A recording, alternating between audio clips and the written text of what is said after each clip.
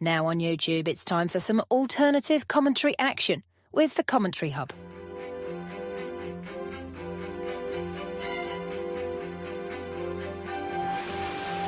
There's headed by Marina, and it's 2-1 to Arsenal. Look at that point! Goal for Manchester City! Zaka takes this corner, whips it in, it's headed and it's a goal, and it's that man, Gabriel. Liverpool have equalised. Lovely improvisational touch from Curtis Jones. Oh, what a goal! Wow, take it out!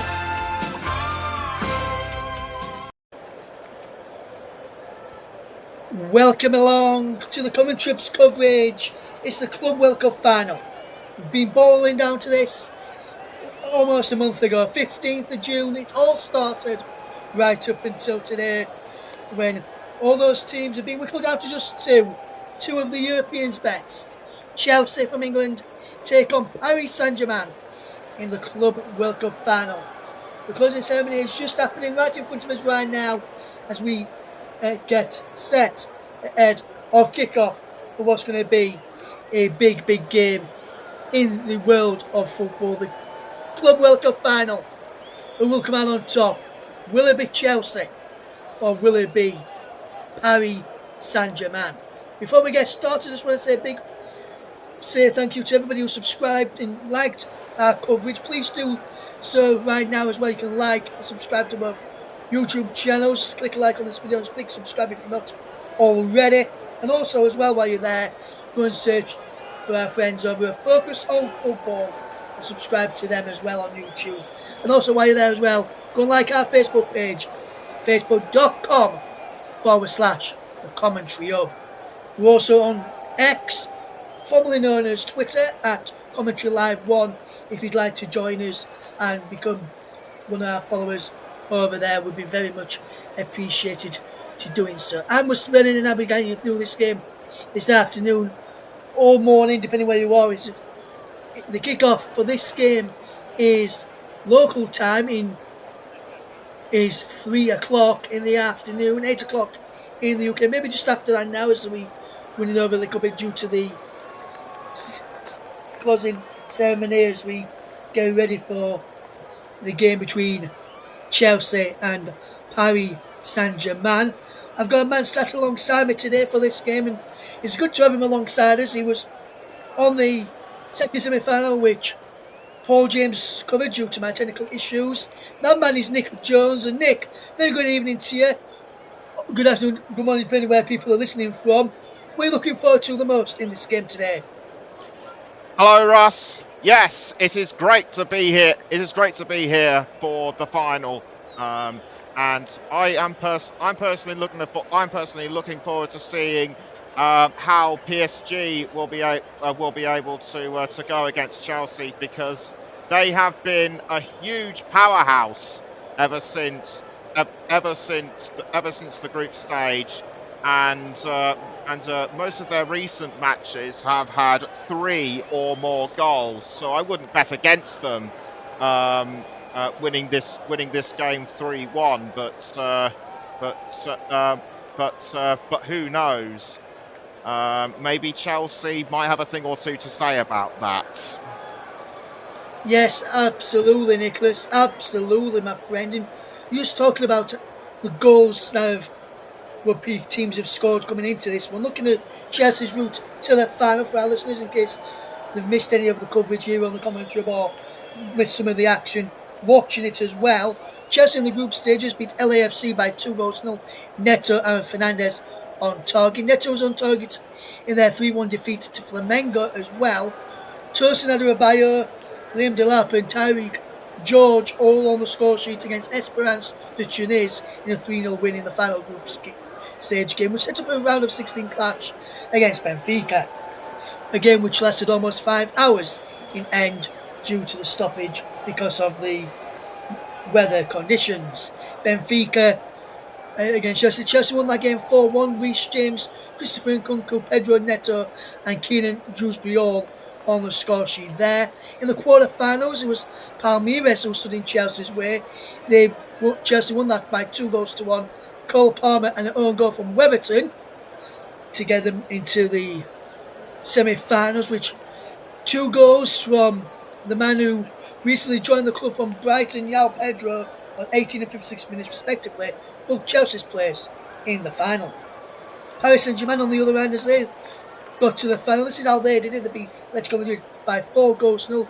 Fabian Ruiz, Vitinha, Maelu and Lee Kang-in on the score sheet in that game. They did then lose, which is their only defeat in the competition. That was to Botafogo back on the 19th of June by 1-0. They then beat Seattle Sounders on the 23rd of June 2-0. Kvaratskhelia and Hakimi on target in that one.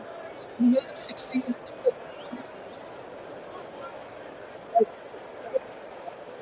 into Miami. Yao Neves with a brace on 6 and 39 minutes respectively. Alves put through his own net on 44 minutes before Achraf Hakimi made it 4-0 in first half stoppage time. 45 plus 3 was the time of that goal, which ended the scoring in the game. But what a wonderful performance that was from Paris Saint-Germain.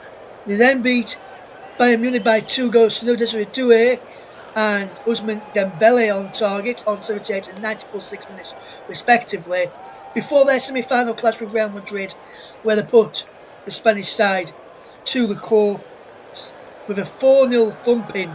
Fabian Ruiz got 2 on 6 and 24 minutes respectively, either side of Ousmane Dembele's 9th minute goal, and Ricardo Ramos sealed the deal on 87 minutes to put the place into the final against Chelsea. Chelsea looked really good against Fluminense. They played a really good game. Fluminense did have some chances, but Chelsea defended really, really well, and João Pedro took his goals really, really well. As for Paris Saint-Germain, the man sits alongside me watched that game alongside Paul James. And Nick, what did you make of Paris Saint-Germain's performance against Real Madrid in the semi-final? And for me, I know I watched that game as well, and I will have to say that Paris Saint-Germain completely dominated and deserved to beat Real Madrid. It's going to be a tough ask for Chelsea to get something past them after the performance against Real Madrid, you'd have to say, wouldn't you? Oh, for sure, yes. And PSG definitely proved on Wednesday why they are the best in Europe. Four titles in a single season. Nobody has done that as far as I know. So not only is this the location of what could well be a great final, this could also be history in the making as the Liga champions and of course the Champions League winners are looking to make it a quintuple of trophies. Yes, looking to get 5 trophies in a single season of Paris Saint-Germain, and we're getting ready to bring you the team news in just a moment. I can see the Paris Saint-Germain players walking out of the tunnel as we speak. There is the goalkeeper Gianluigi Donnarumma, followed out by Marquinhos as the Paris Saint-Germain players made their way out of the tunnel away to our far side, our left-hand side, as we watch here today.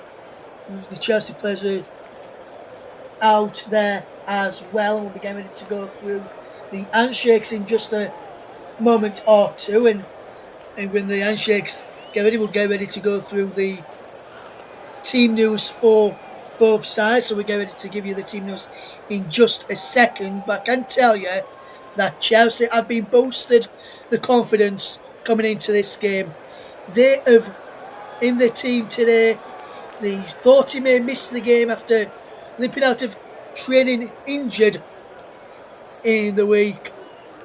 Moises Caicedo overcoming ankle injury to join full training ahead of this game, and I can tell you, as well as joining full training ahead of this game, I can tell you he is also in the starting lineup. Let's look at the starting lineups then, starting with Chelsea. In goal is Rob Sanchez, who has been ever present in this competition. Malo Gusto, Trevor Chalobah, Levi Cole and Marco Pereira in front of him. Middle of the back four is Reece James and the aforementioned Moises Caicedo. James takes the captain's armband from Enzo Fernandez. Cole Palmer, Enzo Fernandez and Pedro Neto play behind the lone man of Yao Pedro, with amongst the subs for Chelsea today Liam Delap, Tosin Adebayo, Nicholas Jackson, Andre Santos, Christopher Nkunku, and a place on the bench for Romeo Lavia.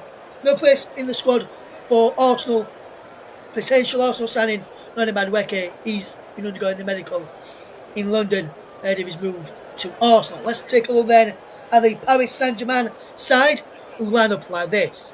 Gianluigi Donnarumma starts in goal, Achraf Hakimi, Marquinhos the captain, Lucas Beraldo, Nuno Mendes across the back, Yao Neves, Vitinha and Fabian Ruiz in front of the back four.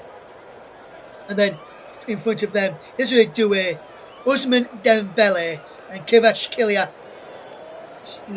is also in the attack. On the bench, there's now Kimpembe, who could make his first appearance in the competition. He's on the bench this afternoon. Goncalo Ramos, who I mentioned, is also on the bench. Zaire Emery, Barcola, to name another few who could potentially leave their mark on this tournament in a positive light for Paris Saint-Germain. Let's take a look at the match officials ahead of kick-off then. And Alvarez Fagani from Australia is the match official, assisted by Anton Shatin and Ashley Beecham. Facundo Tella from Argentina is the fourth official today, with VAR from Germany. Bastian Dankert is the VAR, assisted by Tatina Guzman, and the support VAR is Ivan Bibek today as well for this game today. Nick, when you look at the Paris Saint-Germain side, we've mentioned a few of the players and the kickoff. We spoke about a few of them. Dembele's done well when he's played. Obviously, Kvaratskhelia has done well. From the other night, when you look at that, when you look at the team, what do you make to the Paris Saint-Germain side? Which players are you looking forward to seeing who could potentially help Chelsea get the better of Chelsea from Paris Saint-Germain point of view, in your opinion, today? Well, we already know what star quality player Ousmane Dembele is. 35 goals throughout the season in all competitions, but we cannot also discount Fabian Ruiz and Desiree Doué. Kvaratskhelia could also be one to look out for as well. But the side has been captained really well by Marquinhos. So Chelsea have really got their work cut out for this one. They have indeed. As we get ready for kick-off, we'll be looking like it'll be Chelsea kickers off. They're attacking the goal away to our right-hand side. Nuno Mendes there in the picture. He's been brilliant and left back for Paris Saint-Germain this tournament. We're almost said then ready for kick-off. One final check as the teams get ready for the kick-off. And we also get ready for kick-off here on the country. We're also live on the Storm FM as well, the brilliant Storm FM, and also live on my YouTube, my Twitch channel, should I say, Russ P. Vernon _92 is where we are for this Club World Cup final. Who will come out on top? Will it be Chelsea or will it be PSG in the Club World Cup final, taking place in New York, New Jersey, the MetLife Stadium? Almost set to go then, as kickoff is very much fast approaching. Who's going to come out on top as Chelsea get this game off and underway in the Club World Cup? Back to Robert Sanchez, who has an early touch and sends this ball long downfield, straight through to his opposite number, Gianluigi Donnarumma, who's all in orange today, the goalkeeper for Chelsea. Robert Sanchez in green today. Paris Saint-Germain in their change strip of white shirts, white shorts, black socks. Chelsea in their traditional blue shirts, blue shorts, white socks. A ball played down the left-hand side from Nuno Mendes is picked up here by Levi Colwill, who was suspended for the semi-final win over Fluminense as Rob Sanchez gets it to Cole Palmer. Good bit of movement into Enzo Fernandez. Out on this near side is João Pedro, the scorer of the two brilliant goals against Fluminense. On to Cole Palmer, crosses collected there by Gianluigi Donnarumma, but a good bit of early pressure there from Chelsea, but nothing comes from that attack there. And looking at the way Chelsea set up, it looked like Cole Palmer on the right of midfield, Reece James being the more advanced and one just behind us. It looks like it's a 4-2-3-1 for Chelsea, but Reece James is one licensed to push forward and support Enzo Fernandez in the number 10 role, as you would call it, alongside for Chelsea's. Here comes João Pedro, who's drifted out to that far side of the left, but can't keep the ball and playing his behind for goalkeeper. Down for a corner kick to Chelsea. Good start from Chelsea, this, Nick. What do you make to the start? Yes, indeed. I have to say I was quite surprised at how well Chelsea started, because in recent games PSG have always been the ones in front. But either PSG have been caught napping, or they're just biding their time. Yes, as Chelsea look to come forward. Here's Reece James onto Pedro Neto, who's just kept the ball in play near the corner flag. Delivers the ball in. Boko heads it across the face of the goal. Will come out to this near side, and Levi Cole will look from the back. James puts the ball back in. He breaks for João Pedro. Goes from ball inside the penalty area. No given against the former Brighton man and Brazilian João Pedro. The referee has spotted him now and given that free kick. A good start from Chelsea as the ball was whipped in there. He's just offside as well, and he also strikes him on the arm. And the free kick was given to Paris Saint-Germain. And when you look at how Chelsea have set up in a 4-2-3-1 formation, changes to a 4-1-4-1 when they've got possession and pushing on, do you think that could cause problems for PSG, Nick, or do you think PSG will have too much quality anyway for Chelsea? There is potential for both to happen, because PSG have gone for a 4-1-2-3. So it's difficult to say at the moment which of the two have got it right. Indeed, Nicholas. Indeed, as Vitinho sits in front of the back four for Paris Saint-Germain, with João Neves and Fabian Ruiz playing that just a bit higher up behind the front three of Desiree Doué, Dembele and Kvaratskhelia. Enzo Maresca looking for his second trophy as Chelsea manager after winning the Conference League title. Be interested to see whether he can do this. And the club welcome not beating one of the favourites coming into this game in Paris Saint-Germain. Favourites for the final, once the final was actually confirmed as Chelsea against Paris Saint-Germain in the MetLife Stadium. Is still 0-0. Both semi-finals and today's final was played at the MetLife Stadium, so both teams know what this stadium is all about, and they'll be looking to cause the opposition a number of problems as Marquinhos sends that ball forward, looking for the run of Desiree Doué around the corner there, and that was a good ball over the top, and Pedro Neto tracked it there. It was Achraf Hakimi, in fact. A good ball over the top again. It was from Paris Saint-Germain. That's what they like to do. Try and get in behind, turn the defence, let them run towards their own goal, and some defenders don't like that. As here's Cucurella in field. Neto gets the ball forward, and he's João Pedro after this, and Pedro's onside. He's going to the penalty area, Pedro Neto. And he lifts his head up and look at the far post. Was Malo Gusto there? Back to Neto though. Now Pedro again. Back to Cucurella. Neto tries to take it past Marquinhos, who's come across there defending well. Beraldo gets the ball out and play for a throw-in. But Chelsea's starting, Nick, has been absolutely brilliant. Yes, it certainly has, and the Chelsea fans who've been travelling are starting to think this trip has all been worthwhile. Yes, absolutely. As here is Trevor Chalobah midway inside the Paris Saint-Germain off of the field. He finds Reece James. Now on to Cole Palmer, who Chelsea need in a central position rather than out wide. He comes out wide, though, this time, and he loses out to Fabian Ruiz, who wins the ball back. On to Malo Gusto, low crossing, just cleared away out of the near post by Beraldo. Nuno Mendes helps it clear. Reece James is there to keep the move alive for Chelsea. Chalobah wins the headed down for Caicedo. Round the corner towards Malo Gusto. Too much on that ball there. Caicedo, but good, yet again, Nicholas, good bit of play from Chelsea, just lacking the quality in the final third at the moment.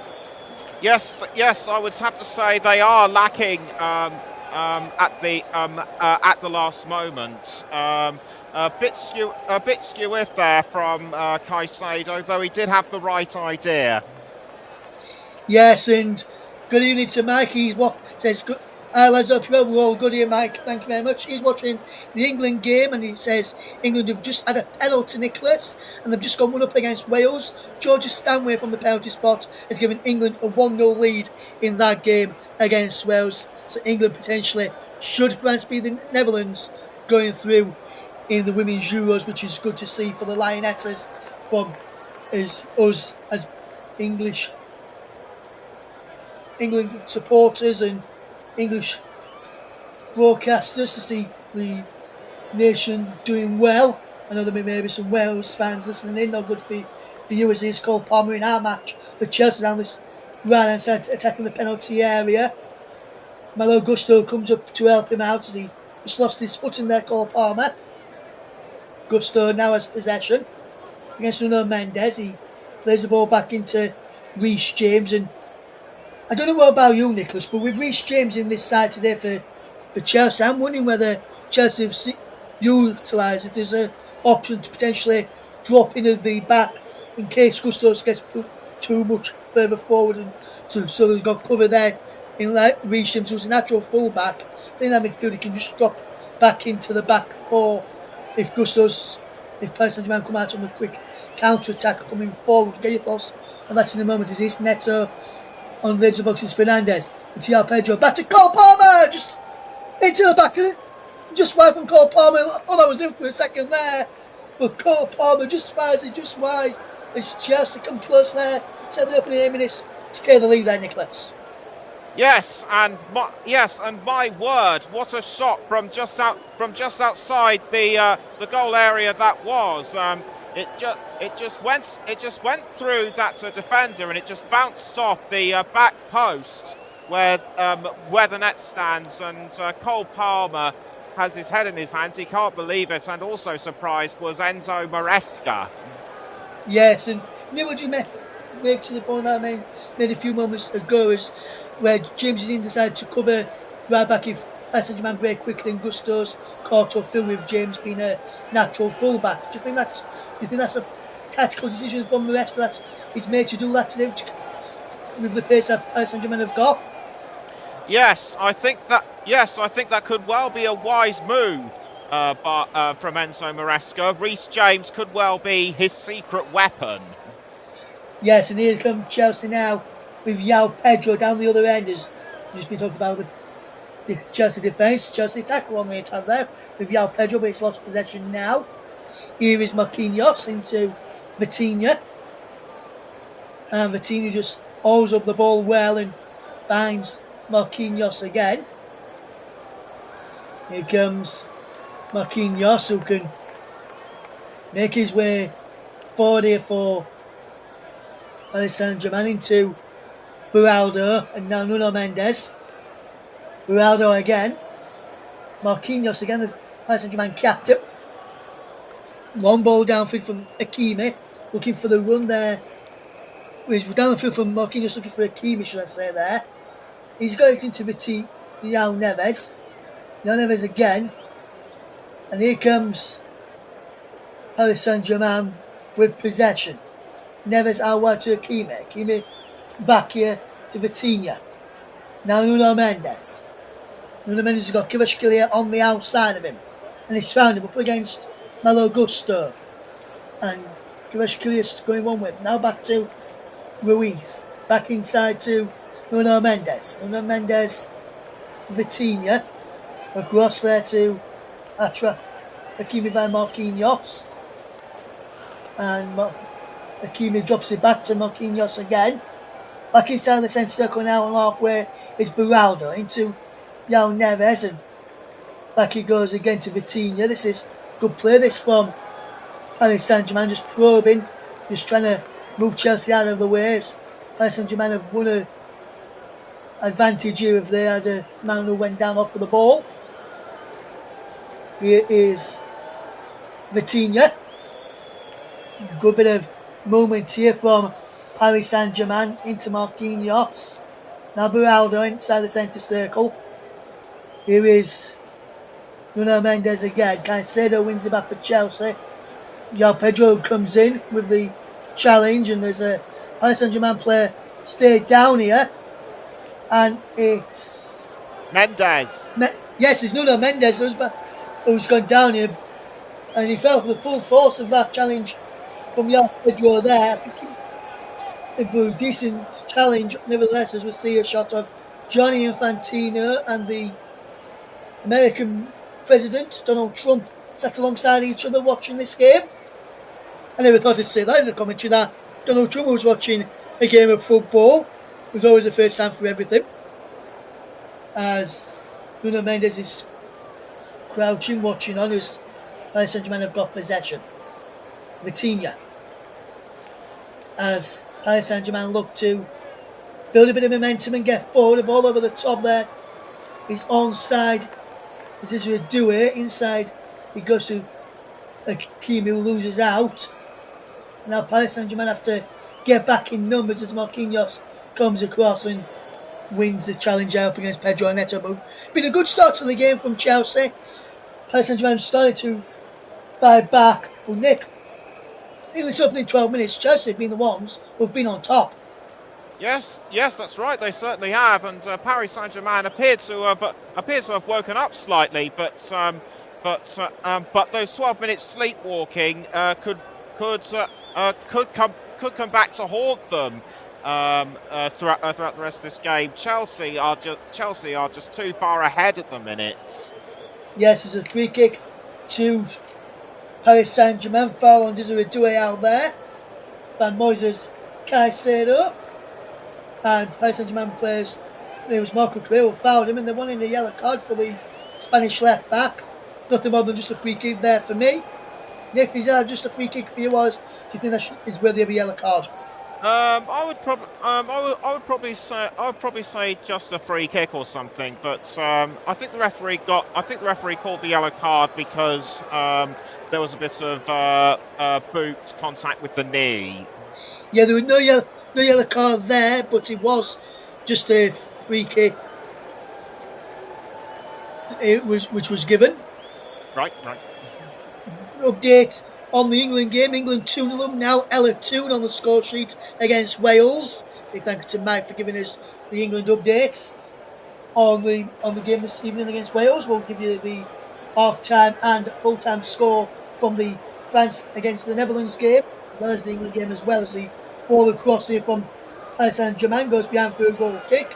It was a gross looking Kvaratskhelia from Desiree Doué there, as we just see the João Pedro flicker again for the effort from Cole Park, which just went wide and hit the stanchion at the back of the goal there, as we see the Man City fan inside the crowd there, as Enzo Fernandez wants to decide to give a bit more in the final third, it seems.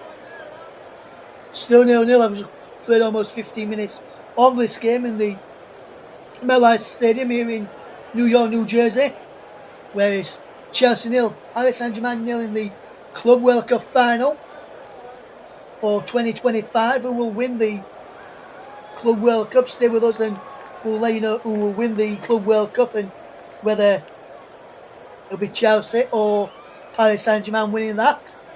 As here is Dembele, who's had to come all the way back inside his own half there from the striker position to win possession back. As here comes Paris Saint-Germain over on that far side. Kvaratskhelia is on this near side trying to shout for the ball and wants to get hold of possession. Here's Nuno Mendes. And Dembele plays over the top looking for the aforementioned Fabian Ruiz. Kvaratskhelia is in the middle of the ball back in towards Kvaratskhelia there from Desiree Doué. That's a good bit of play there from Paris Saint-Germain. Well intercepted by Chelsea, the bad as they tried to come away with it now through Pedro Neto, but the good defensive work for Pedro Neto to win the ball and bring it clear there for Chelsea as Paris Saint-Germain cut them open there and almost got the breakthrough there. NJ. Yes, that's right, and this is more like the PSG that we know. Almost delivered in by Doué, but Chelsea just came to their goalkeeper's aid at the last moment. Yes, Rob Sanchez is the Chelsea goalkeeper as he's just played a long ball over the top down this right-hand side looking for Malo Augusto. Gets there, pulls the ball back towards the penalty areas.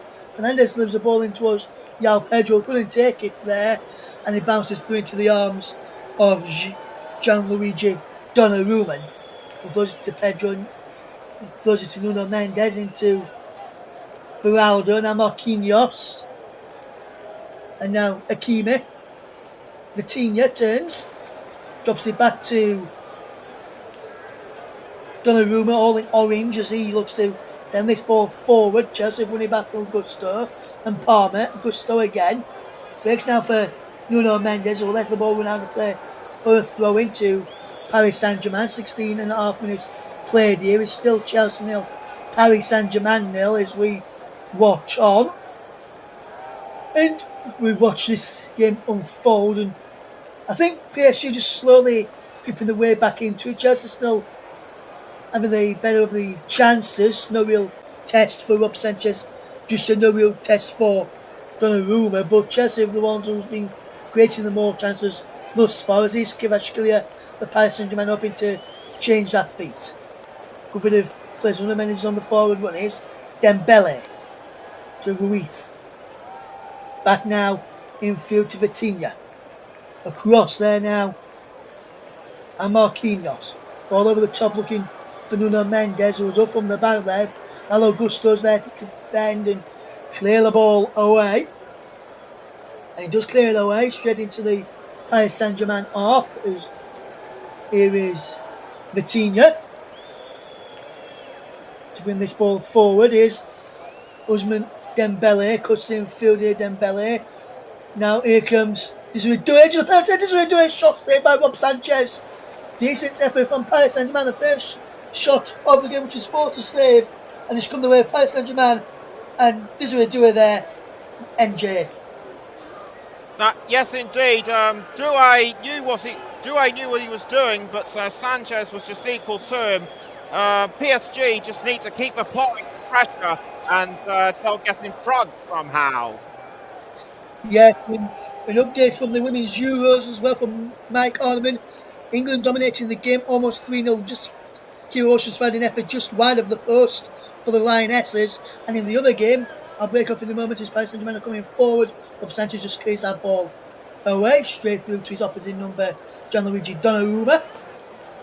And in the other game, Nicholas, which is good news for England, the Netherlands 0, France 1.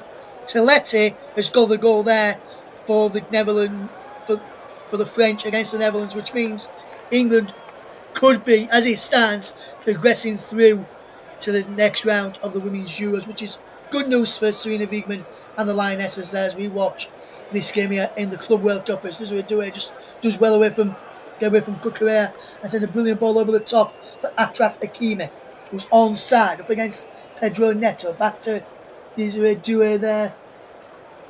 Now from Fabian Ruiz, who was up there helping out. Here they come again. Now Neves now to Vitinha. Neves again. Now Neves looking up here. Back infield to Nuno Mendes. Infield it goes for Beraldo. Good movement this as the ball is put out of play for a throw into Chelsea. Paris Saint-Germain wanting a free kick there as we watch on. Nicholas, just looking at we almost played 20 minutes of this game. What's been your assessment of the match so far between Chelsea and Paris Saint-Germain? I did say in the game on Wednesday that Enzo Maresca would be making a lot of notes. He's certainly shown to have done his homework the way Chelsea have been playing, but Paris Saint-Germain, I think they've still got a few tricks up their sleeves. Yes, as Paris Saint-Germain have just won themselves a throw-in on this near side. Fabian Ruiz takes it to Nuno Mendes into Vitinha as Netherlands have equalised against France in the Women's Euros. Pelova with the equalising goal for the Netherlands. Netherlands won, France won in the Women's Euros. England still 2-0 up against Wales, incidentally. Keep you updated with both of those scores as the game goes on. As this comes Paris Saint-Germain with Ousmane Dembele. He's got Kvaratskhelia on the overlap and he's found Kvaratskhelia with the cross in.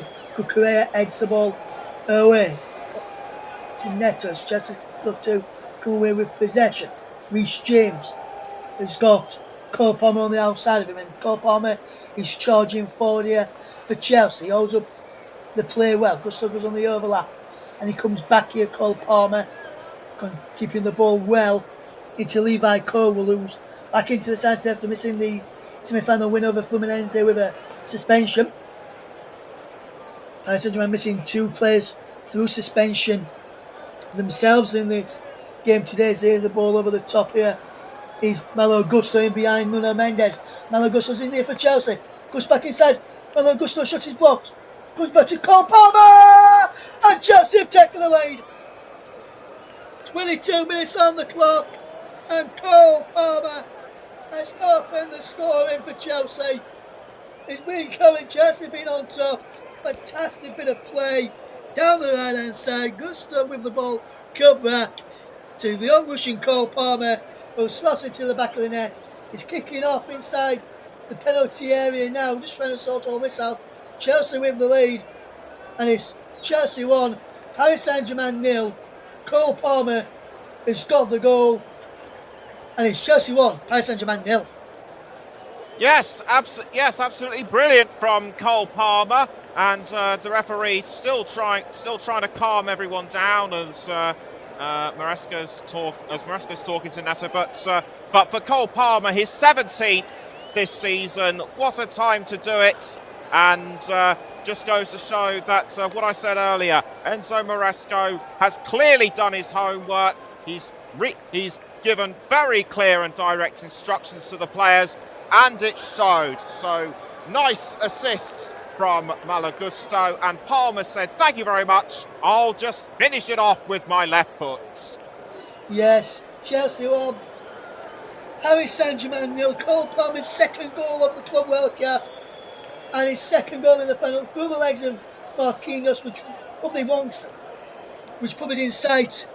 Gianluigi Donnarumma Corelli there, and Chelsea have taken the lead, and this could be the second trophy that Maresca wins at Chelsea after winning the Conference League.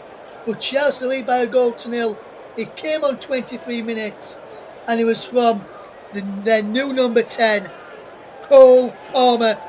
What a game he's had so far. Chelsea lead, and they deserve to be leading as well. And just as Chelsea scored, Nicholas, England made it 3-0 from Lauren M. England look like they're going to be romping away with this game against Wales in the Women's Euros, and Chelsea so far so good against Paris Saint-Germain here in the Club World Cup as well. Well, it certainly is a great evening for the English, isn't it? Indeed it is, Nicholas. As here comes Marco Correa for Chelsea, and it was 22 minutes on the clock when Cole Palmer struck that ball into the back of the net to give Chelsea the 1-0 lead against Paris Saint-Germain. As is João Pedro down over on that far side. He just manages to keep the ball in play up against Beraldo, who's done well to track him there, but the offside flag was raised there. And it's Chelsea 1, Paris Saint-Germain 0 as we watch on here as Luis Enrique with the applause there as is Vitinha for Paris Saint-Germain into Nuno Mendes as Beraldo finds Marquinhos. Just got off his free local time, off his day UK time if you're just tuning into us right now. 24 minutes on the clock. It's Chelsea 1, Paris Saint-Germain 0 in the Club World Cup final. England 3-0 up in the Women's Euros. The Dutch and France have currently won all. Netherlands won, France won in the other Women's Euros game as well. Thanks to Mike Connery for the updates on both of those Women's Euros matches this afternoon. As is Ousmane Dembele of Paris Saint-Germain, and he looks to give us clear away.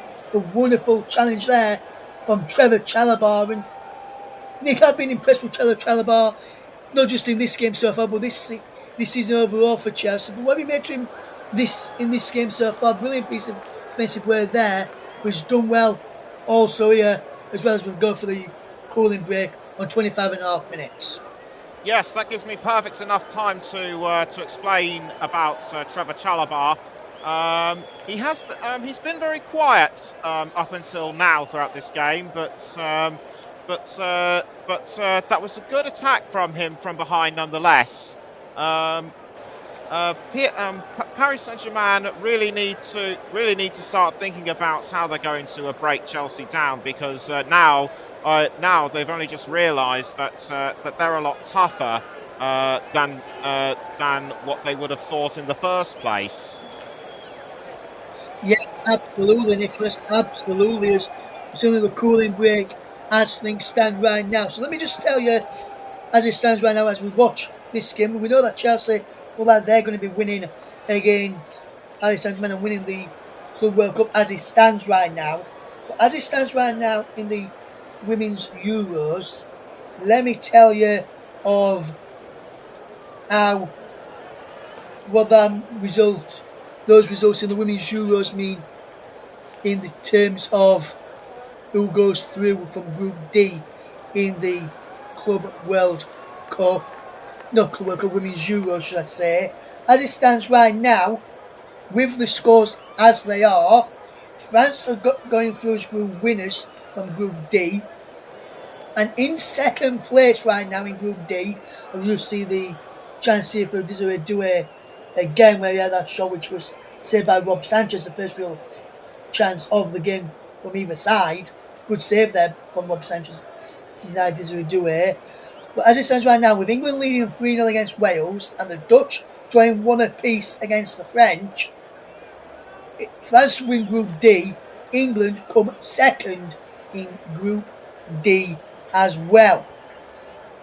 So as it stands, England are going through with France at the Women's Euros in Group D. In the Club World Cup final, as it stands right now, Chelsea lead by 1-0. And just want to point out a result from earlier on today in a friendly club match. It was Liverpool's first friendly since the tragic passing of Diogo Jota this afternoon against Preston North End. Liverpool went out 3-1 winners. Conor Bradley, Darwin Núñez and Cody Gakpo with the goals for Honislaw's side, with Lindsay again on the score sheet. And there was wonderful tributes from both, not just Liverpool fans, but Preston fans as well, for Diogo Jota and his brother Andre Silva, as we're now back underway in this game between Chelsea and Paris Saint-Germain as we watch this game unfold today.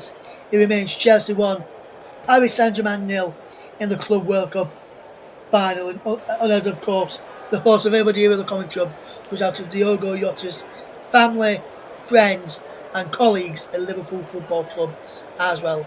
And also to Andre Silva as well. Cheering both play, just to let people know they'll never walk alone, those families as they support from the footballing world is still coming in to this day today. Chelsea look to extend their lead to 2 as Cole Palmer. The score of the first goal is attacking towards the edge of the penalty area. Still going, Cole Palmer makes it 2-0 and Chelsea have doubled their lead on the half-hour mark. And it's Chelsea 2, Paris Saint-Germain 0. It was a wonderful ball over the top, and Chelsea have doubled their advantage against Paris Saint-Germain. Cole Palmer with the goal, and he says thank you very much. 22 and 30 minutes on the clock, and it's now Chelsea 2, Paris Saint-Germain 0. Cole Palmer with his second of the afternoon. If that didn't punish PSG any further, Russ, I don't know what did. I did say those 12 minutes of sleepwalking would come back to haunt them, and I was right. And Cole Palmer, he didn't need an assist. He just took on everybody on his own. Yes, fantastic bit of play. Ball over the top. Brilliant run from Cole Palmer. He just cut inside and he opened up for him, and he just spied it into the bottom corner beyond Donnarumma to give Chelsea a 2-goal lead and a 2-0 buffer, which is what teams need in this competition right now. And Luke Turton is on. Very good evening to you, Luke. He says that it was almost a carbon copy of the first goal from Chelsea. Yes, you've got to say, Nick, it was almost a carbon copy of the first, where the ball where he just got inside and then just went into that far corner. Well, the first one was an assist by Malo Gusto. This one ball over the top. He took him on, put inside, went into the bottom corner. But like Luke says, it was almost a common copy of the first goal. It was like a cut and paste moment from Cole Palmer for the 2 goals for Chelsea. Yes, Yes, that's right. Yes, that's right. Cole Palmer was like a kid being given a bag of sweets, and he just took them right away. Yes, absolutely. Cole Palmer, absolutely fantastic from him. Brilliant stuff from Cole Palmer. What a game this has been in the opening at 31 minutes in this game. Chelsea 2-0 up. Cole Palmer had the double. And Cole Palmer brace is just what Chelsea will have needed right now. And that's why I say, well, everybody's listening, if you want to know what next game we're going to be covering here on the commentary, why don't you just head over to our Twitter feed, and the Commentary Live one will tweet updates on there what our next live game will be on the channel for you, so you can never miss a kick. The Twitter handle is a Commentary Live 1. And also, if you can do us a massive favour, please like and subscribe to both the Commentary and Storm FM on on YouTube. Also subscribe to our other partner channel, JB Sports, and also subscribe to our friends at Focus on Football as well. As this is Chelsea 2, Paris Saint-Germain 0 in the Club World Cup, as here is Cole Palmer. Infield to Reece James for Chelsea 2. Caicedo back to James, who goes back to Rob Sanchez. If you just see he's all in green away to my left hand side as the ball is played for, looking for Malo Gusto, but Nuno Mendes this time reads this situation well, and it's a fantastic bit of play there. And it's Chelsea lead 2-0, and Luis Enrique is going to get his groups in at half time and try and regroup and try and get something need to get the next goal, Paris Saint-Germain. Otherwise, like they did to Real Madrid the other night, as soon as they have third goal, it could be all over, Nicholas. If just get the next goal, it's going to be all over, and this final could be the trophy could be coming back to England. Yes, it could well do. Don't forget, Chelsea won the Club World Cup in 2021, so this will be their second. But I have a feeling that despite laying down the tactics for the second half, as well as laying down the tactics for the second half, I think Luis Enrique will have more than just a few strong words for his side. Yes, as his side have just conceded a free kick there, foul on Pedro Neto by Achraf Hakimi, and a free kick goes the way of Chelsea. Definite foul there by Achraf Hakimi on Pedro Neto, and it's Chelsea 2, Paris Saint-Germain 0. And when Cole Palmer has scored in this competition, as we know, he scored earlier on in this run for Chelsea. He scored against Palmeiras and won that game by 2-1. So maybe there's only one goal in this game for Paris Saint-Germain. There is Neto. I think Neto picks up a yellow card here. And for Chelsea, backtracking to the referee, dissenters is what it's called these days, and the referee saying anymore, you'll be showing a second one of these and a red, so it's decided to shut up now as Pedro Neto, as we see the Paris Saint-Germain fans trying to get behind their team to help them get back into this game, and they need more than just the fans to help them get back into this game. They need the players to turn up. Desiree Doué, Dembele, Kvaratskhelia have yet really to turn up in this final, and it's a bit of a shame for the run that Paris Saint-Germain have been on. If the big players, the match winners, if you will, fail to show up in what's deemed one of the biggest games of this tournament, Nicholas. Yeah, they've more than just missed the final. They've missed the bus, and everyone else got on the bus, but those other players you mentioned were all left behind. Yes, and it's England are now top of the group. England are 4-0 up against Wales. Alessia Russo with the fourth goal there for England, as the Netherlands have gone 2-1 up against France. Own goal by Batcher in that game between Netherlands and France, and England women the top of Group D in the Women's Euros, as Moses Caicedo goes into the referee's no book hearing. Elzera Fagani is not taking any prisoners here, Nicholas, as he books Chelsea's second player of the game, Moses Caicedo, this time for this push over there on João Neves. Well, may not be for the push. I think maybe because he kicked the ball away more than anything there as Paris Saint-Germain are gone with that free kick very, very quickly. But the referee's not taking any prisoners, is he, Nicholas? No, he certainly isn't, Russ. He's like that teacher at school you just don't want to argue with. You try eventually, but you just cannot win against him.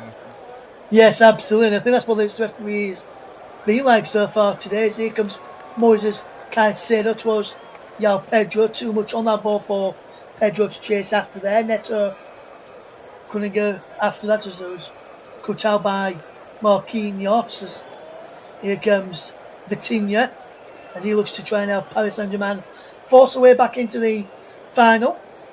Ball over the top there, looking for the run through of the midfielder. I think that was João Neves from midfield, almost getting through there, but Rob Sanchez read the situation well there to deny the Paris Saint-Germain player. Here they come again, Paris Saint-Germain with João Neves into Kvaratskhelia, back into Neves again. Vitinha. The crossfield pass from Vitinha to Marquinhos. And here is Dembele, who's come to drop deep inside his own after making sure he gets a touch of the ball. He's been starved of service up front, not really got it into him in and around the penalty area much, and Paris Saint-Germain have not really had any danger around the front line. But Chelsea are controlling possession.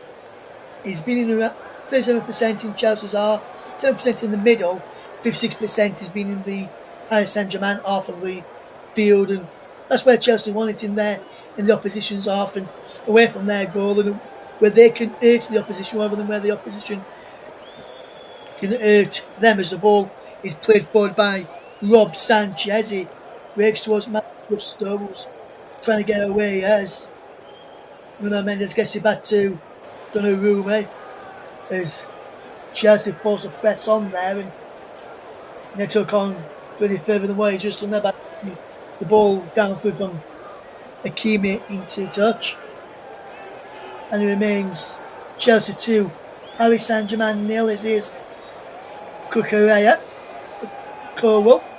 A good bit of movement here as Chelsea look to get possession back. Here is João Neves, drops it back to his goalkeeper here, which is Donnarumma. And Chelsea 2-0 up here against Paris Saint-Germain. If you're just joining us, a brace from Cole Palmer on 22 and 30 minutes. The difference between the two sides at this moment in time. Paris Saint-Germain yet to really get into their stride in front of goal, and they're trying to do that at the moment as they've got ball inside the centre circle with Vitinha. Gets it into Hakimi. Good bit of movement to Ruiz out wide there to Hakimi. Vitinha again in around the penalty area to Hakimi. Ruiz now has possession towards Pedro Neves, should I say, there, as Chelsea just defending. They try and get Pedro Neto away over on that far side, the left, and he's got Pedro inside the centre. Palm on the far side, and he was cut out there well, and now Kvaratskhelia put his ball through the legs of Gusto, and Malo Gusto will now come up and get a yellow card for Chelsea. That's the third Chelsea player to go into the book. Neto, Caicedo, and now Gusto. Yes, a yellow card. And I think that yellow card there from Gusto was the proverbial takes one for the team. As it's Chelsea 2, Paris Saint-Germain 0, as we watch on here with the Club World Cup final. Nuno Mendes with possession for Paris Saint-Germain into Vitinha. A bit of where we've been Ruiz. And here's Dembele, who's out on the edge of the penalty area. As Chelsea had men bad there. I think it was Malo Gusto was bad there, defending well, as his confirmation as he picked up that yellow card a few moments ago. Thought it was distributed in his direction.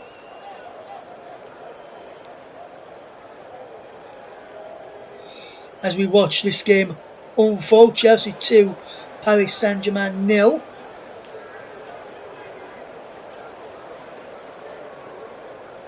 keep you up to date with who England could face in the next round as things stand. As the ball is out of play for a corner kick to Paris Saint-Germain. Desiree did well over there. England almost 5-0 up. A chance over the bar from Lauren James. They're into 5 minutes at a time there. And then it stands England to play Germany in the quarterfinals on Saturday. Be interested to see how that one does go as the ball is taken quickly for Paris Saint-Germain. Onto the edge of the penalty area for Desiree Doué. Now Hakimi, good bit of full work here for Paris Saint-Germain as they look to try go back before half time in towards the penalty area there from Ousmane Dembele. Too much on the ball into the box there from Dembele. It's just not clicked at the moment for Paris Saint-Germain in and around the Chelsea penalty area, as in NJ. No, it certainly hasn't, Russ. Doué has done all he could, but he just hasn't found that spark to get the ball in when they need to. And Chelsea, they are just streets ahead. Yes, it's João Pedro has made it Chelsea 3, Paris Saint-Germain 0. Wonderful bit of play again from Chelsea. Ball through, and João Pedro with his third goal for Chelsea in 3 games. He's scored in the last game. He's scored 2 in the semi-finals. He has scored 1 in the final. And Chelsea now could be running away with this. It is Chelsea 3, Paris Saint-Germain 0. João Pedro, third goal of the Club World Cup for the Brazilian. And João Pedro has just made it Chelsea 3, Paris Saint-Germain 0. What an impression he has made. He joined at the right time when Chelsea beat Fluminense in the semi-final, and he has shown his prowess yet again. And you did say that if Chelsea get this third goal in, they could well be putting the match to bed. So I've got a feeling that for Paris Saint-Germain, they've just got to this. So I've just got a feeling that for PSG, it's time to get that cup of cocoa and put on your dressing gowns because you're going to bed very soon. Yes, Chelsea 3, Paris Saint-Germain 0. Brilliant ball through from Cole Palmer. He's got 2 of the goals, and he's just got an assist as well. And João Pedro has made it Chelsea 3, Paris Saint-Germain 0. Now the goal was timed at 43 minutes. Chelsea 3, Paris Saint-Germain 0, just before the half-time interval. And what a game this has been so far, Nicholson. Chelsea have been dominant, and Paris Saint-Germain have been poised. The polar opposite to the semi-final between Paris Saint-Germain and Real Madrid. At the moment, Chelsea have been Paris Saint-Germain, and Paris Saint-Germain have been Real Madrid from that semi-final. As is Nuno Mendes charging forward now, trying changing before half-time, trying to get a goal back. Really cut out there as Rob Sanchez comes to claim, but Chelsea are doing what PSG did to Real Madrid and just taking them to the cleaners, Nick. Yes, they certainly have, and if this carries on throughout the second half, PSG will have nothing left. So all they'll need to do after that is just to put on their pajamas, pick up their teddies, and tuck themselves into bed. Yes, absolutely. As we've just gone into 6 additional minutes at the end of the first half, where Chelsea are leading by 3 goals. So we've got the half times in from England and the Netherlands games. We'll bring you those scores as soon as we get to half time in our game and recap those scores there as the ball is played across here to Achraf Hakimi. Good bit of movement here to Ousmane Dembele, and there's a free kick for Paris Saint-Germain. Foul on João Neves just around the halfway line, and Paris Saint-Germain just going with the free kick quickly as Vitinha to Hakimi, back to Vitinha again, and now Neves finds the run of Beraldo in towards the midfield And Paris Saint-Germain just keeping possession well just before half time. Vitinha across there to Neves and out wide to Hakimi. Back he goes to Neves. Now Marquinhos halfway. Infield inside the centre circle to Vitinha. Midway inside the Chelsea half over the field. Onto this near side of the left and down to Desiree Doué. Goes to this left hand side. Plays the ball towards the edge of the penalty area. Comes out towards Kvaratskhelia. In towards Desiree Doué. Heads on. He's just cleared away. Cole Palmer there defending well. Malo Gusto can't keep the ball in play. Can he? Yes, he can.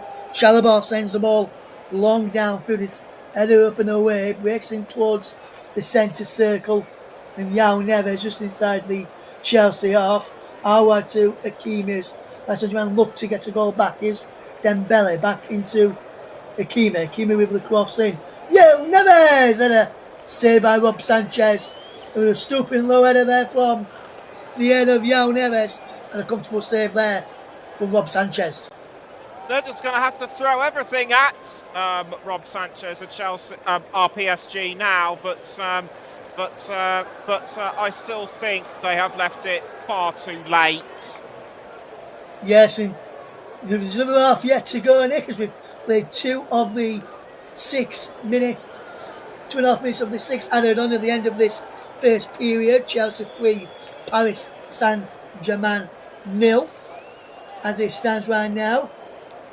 Here comes Paris Saint-Germain with possession with Dembele. Good bit of ball out wide to Kvaratskhelia, who can break down this left-hand side in towards the penalty area. Gusto and Palmer doubling up on him, and you know how well a player he is. As João Pedro charges forward down this right-hand side for Chelsea. He does well up against João Neves and Nuno Mendes. Neto helps him out as Neto cuts in towards the edge of the penalty area. Vitinha wins the ball back from Marquinhos. Marquinhos gets it to Desiree Doué. Now Vitinha has possession for Paris Saint-Germain onto Achraf Hakimi. How wide it goes this time as Paris Saint-Germain look to charge forward. Hakimi once more into Ruiz. Wonderful bit of play round the corner there. Hakimi with the cross. It deflects out for a throw-in to Chelsea. Not Chelsea, Paris Saint-Germain. Sorry, off of Moses Caicedo, the Chelsea midfielder, should I say there. And Chelsea, really good value for their lead and deserve their leaders. Caicedo charges for the free kick. Goes away of Paris Saint-Germain, and they've taken it quickly here as they look to try and get a goal back before half-time in towards Desiree Doué. Trevor Chalobah across there to shepherd the ball out of play and behind for a goal kick. And with about 2 minutes left to play, Nicholas, if you just want to give us your summary of the first half. Yes, I certainly will. Chelsea, they've been like cats, just lapping up all the cream, and Paris Saint-Germain just have nothing left. Those goals by Cole Palmer and João Pedro just testament to how hungry and determined Chelsea have been throughout this game. Yes, we've played almost 5 of the 6 minutes added on at the end of this first period. Is João Pedro again. Good bit of moment. Here's Cole Palmer this time. Ball round the corner. It's cleared away as here comes PSG to come forward. And wonderful bit of play here. It's gone out of play for a throw-in. It has. And it's a throw-in to Chelsea, who lead by 3-0 in the Club World Cup final against Paris Saint-Germain. A lot of people were expecting it to be a one-way traffic in terms of a Paris Saint-Germain victory this evening, which has not gone that way as it stands, as we've got around about 30 seconds left of the stoppage time to play before the half-time whistle is blown here. And me and Nick will need to go and definitely have a 15-minute break before we come back and describe the second half action in the Club World Cup final as Chelsea lead Paris Saint-Germain by 3-0 as Bucharest just watches this one as Reece James is there, steps over the ball for Rob Sanchez to collect, all in green. And as we get ready, as Rob Sanchez will hold the ball in his hands, he will send the ball downfield as the half-time whistle goes at the end of the first half. And it is Chelsea who lead by 3-0 at the break in the Club World Cup final. Brace for Cole Palmer on 22 and 30 minutes. Yao Pedro on 43 is the difference between the two sides at the break. And Nicholas, Chelsea deserve their lead at half-time, don't they? Yes, they certainly do. Well controlled. They picked their moments when they needed to. P.S. Paris Saint-Germain completely nowhere. Not only have they lacked attack, they've also lacked another key word in team football: discipline. They have just not had the exact discipline that's got them through up to this stage. Yes, absolutely, Nicholas. I've got to agree with you there. Half-time scores then in the Women's Euros to tell you about. England 4, Wales 0. Stanway with a penalty, Toon, Emp and Russo with the goals for the Lionesses, who as it stands, top the group on 6 points. And it's Netherlands 2, France 1. Tilleti for France before goals by Pelova and an own goal by Batcher made it 2-1 to the Dutch at half-time. As it stands in Group D, England are top, France is second, Netherlands are third, Wales are fourth. So as it stands right now, England are going through as group winners, and they are leading the group as it stands right now. And as it stands, as Mike rightly pointed out for us, England will face Germany on Saturday as it stands right now. Germany finished second in Group C after their 4-1 defeat to Sweden just yesterday evening, as we will break off for the half-time refreshments in just a second. So England are doing well, Chelsea doing well as well, so the English sides are doing well. We're half-time here on the Commentary Hub. Chelsea doing well, they lead by 3-0. Join us in very shortly again for second half coverage.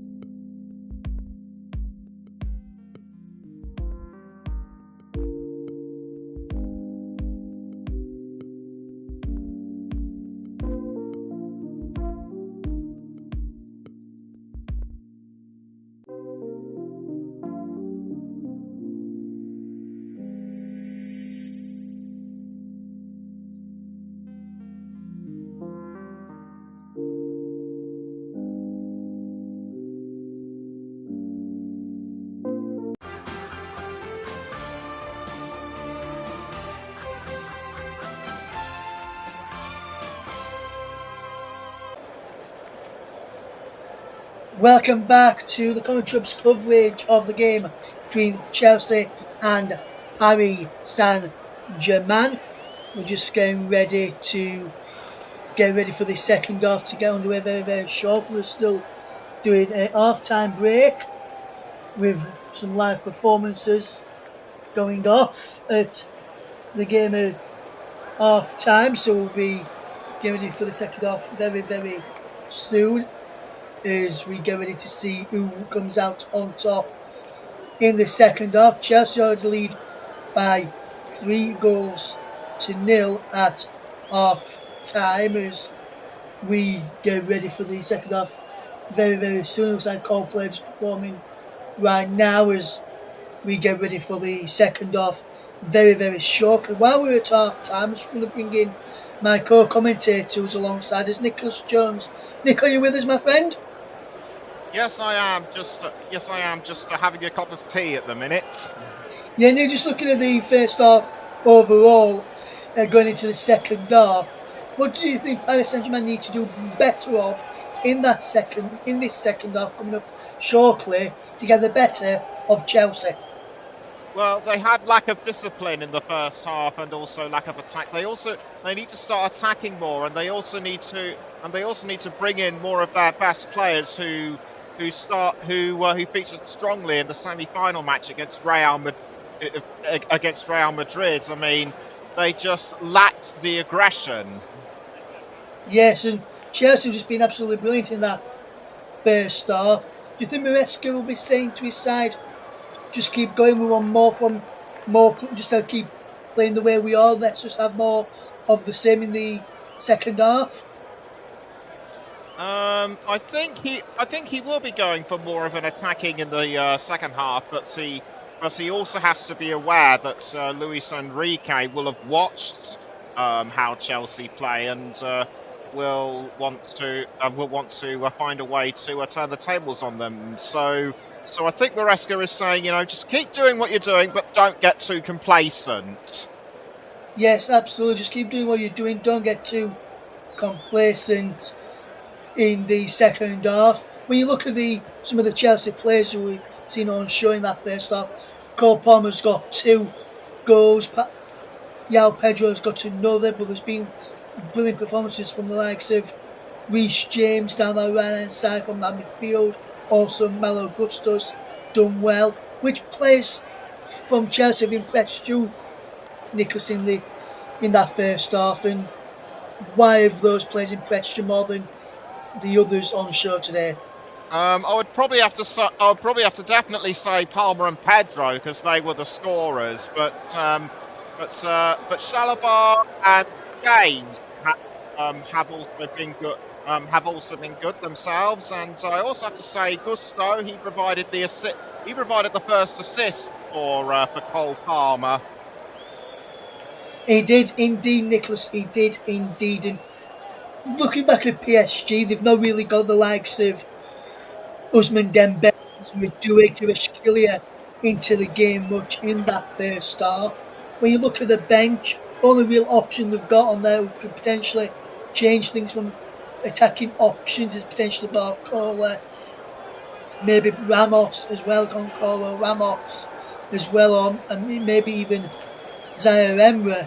They've not really got anybody else who could really change things. So, do you think Paris Saint-Germain will look to potentially change things in, say, around about 5 to 10 minutes' time if the scoreline is still the same, or do you think they'll change things at half time, Nicholas? They may well have to start changing soon, and Ramos and the likes, and including Ramos and Barcola, will definitely be a wise decision for Enrique, because he can't leave them too late. He has to start doing them, and soon. Yes, absolutely. We're just awaiting the start of the second half. There's no word yet as when the second half will get back underway due to the half-time entertainment in this Club World Cup final. Chelsea leading by 3 goals, a brace from Cole Palmer and 1 by Yao.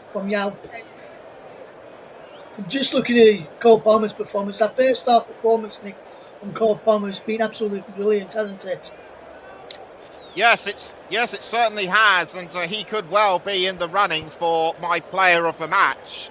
But also take nothing away from João Pedro.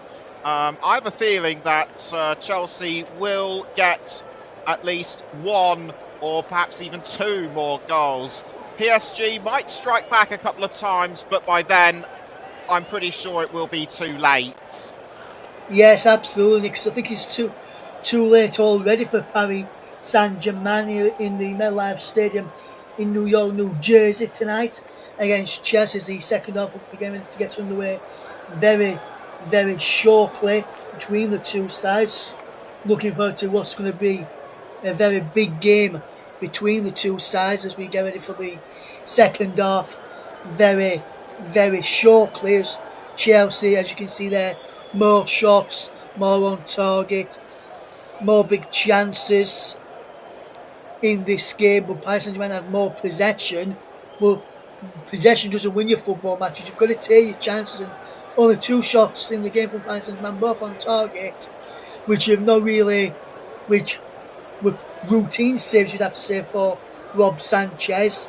You've got to say that Chelsea deserve the lead, and Chelsea, looking at the stats, and they can judging it from the eyes perspective as well, rather than just the stats, really do deserve their 3-0 lead going into the half-time interval. Oh, most justifiably, yes. Even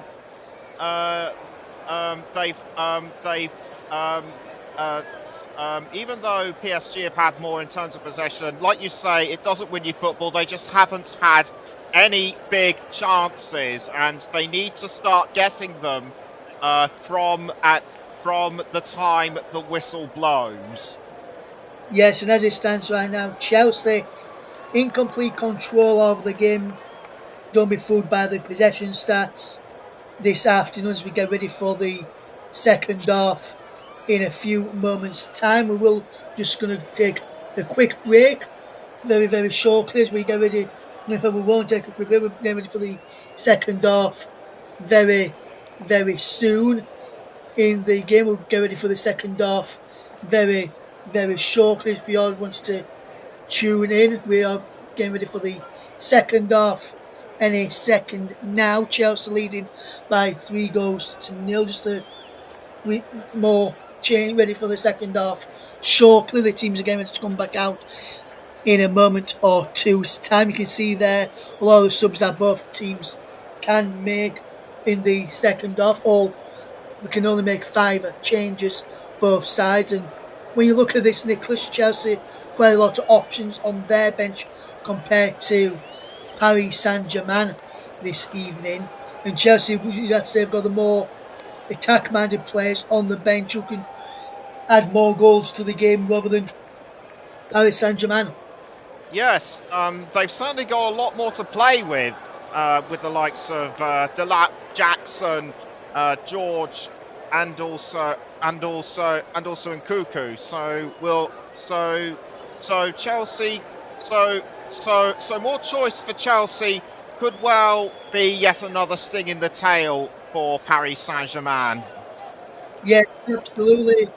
Nicholas, absolutely, my friend. As Chelsea just made their way back out onto the field of players. We get ready for the start of the second half. Paris Saint-Germain already out there. Chelsea just making their way out on to the field. There is the Chelsea side from the what is looks likely to be the second half lineup. No changes for Chelsea at the start of the second half as we get ready for the second half to get underway. Just as we wait for the second half to get underway here, I can tell you that the Netherlands 2, France 2, Toto with the equaliser for France in that game. As we get ready for the second half to get off and underway, which will be getting underway right any second right now. But Paris Saint-Germain who will get us off and underway in the second half any second now.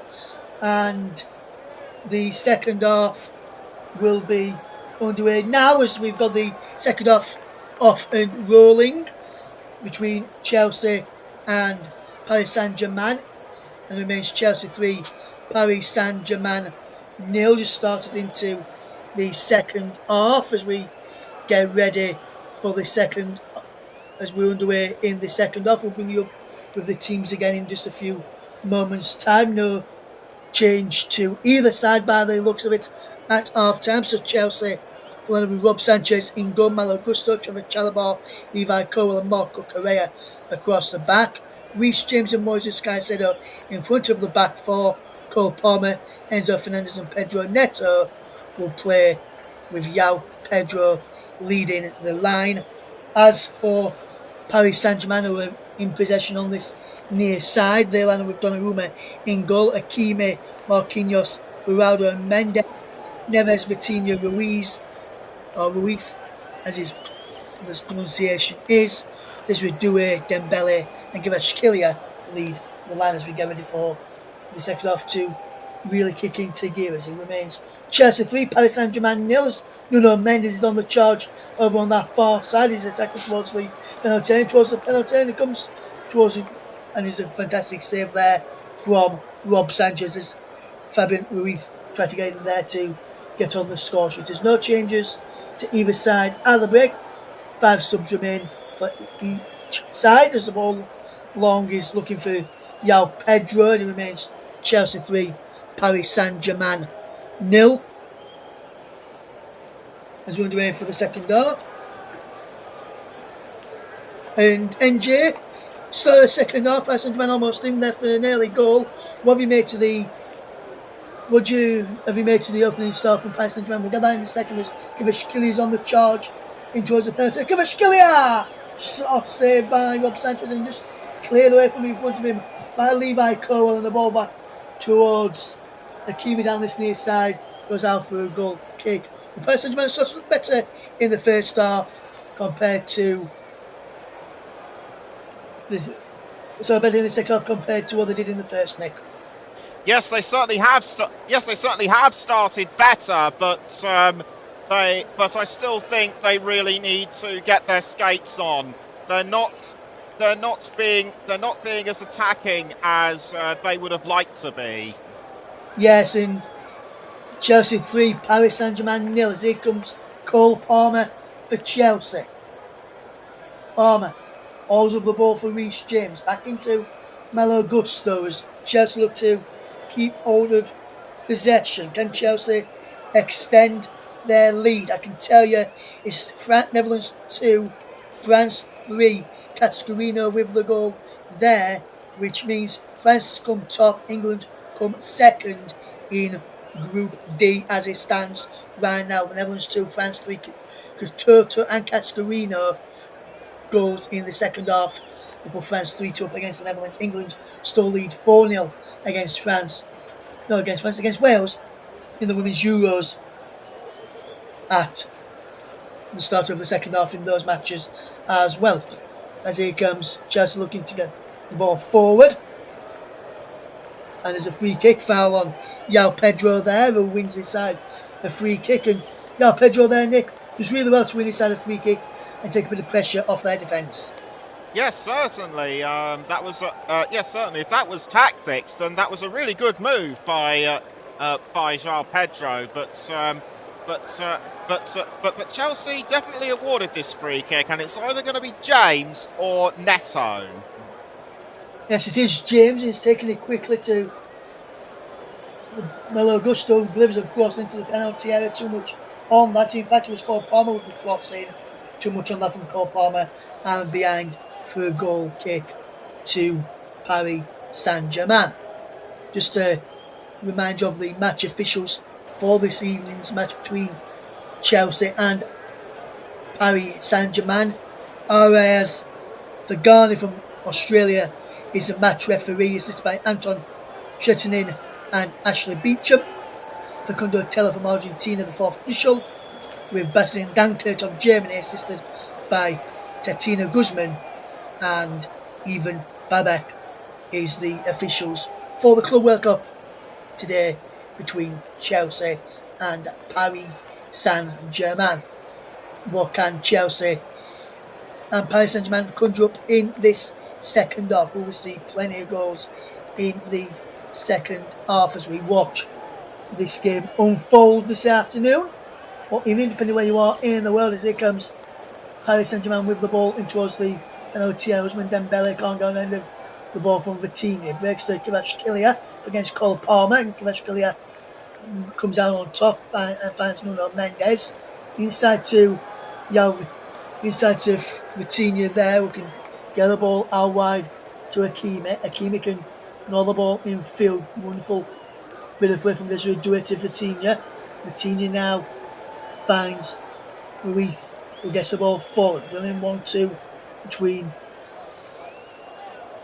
Dembele and Beraldo. Now Nuno Mendes for Marquinhos.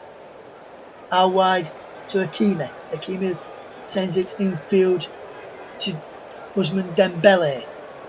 Towards Desiree Doué, giving the ball away to Caicedo.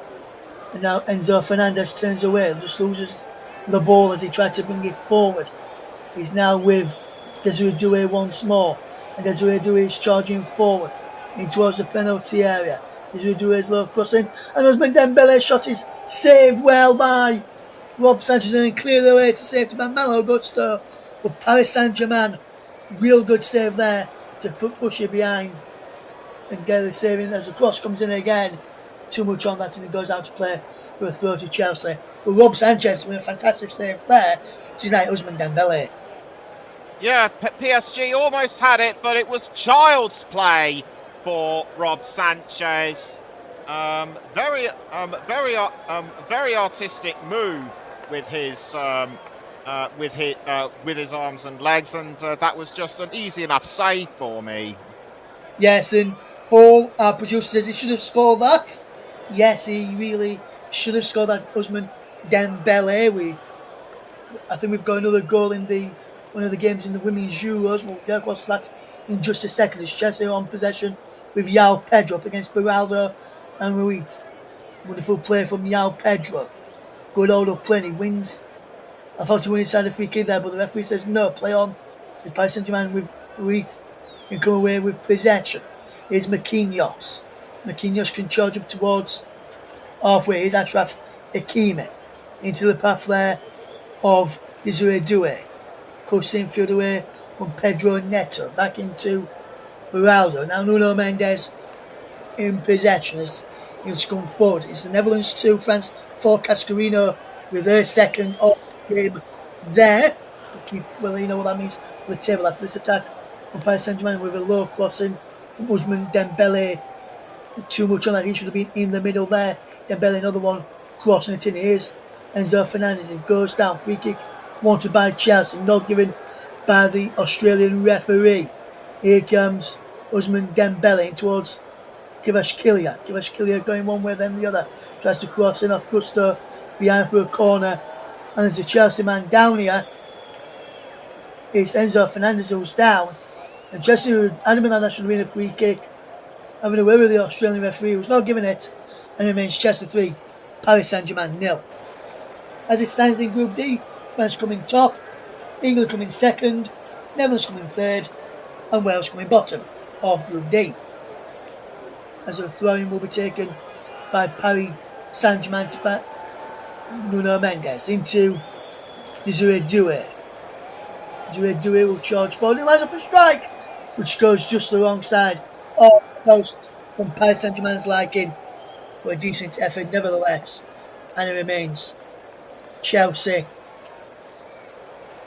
3, Paris Saint-Germain 0. Decent effort there though, Nicholas. Yes, it certainly was. It's like when you're playing the playing the coconut shy at the fair, and you just miss the coconut you want to knock down. And that was certainly the same for PSG. Yes, as Yao Pedro goes down inside the penalty area, wanting to foul. The referee says no as Paris Saint-Germain charge forward. And now here's Hakimi. Hakimi again. Vitinha. Once more into Marquinhos. Across the centre circle, and Nuno Mendes picks up and charges forward.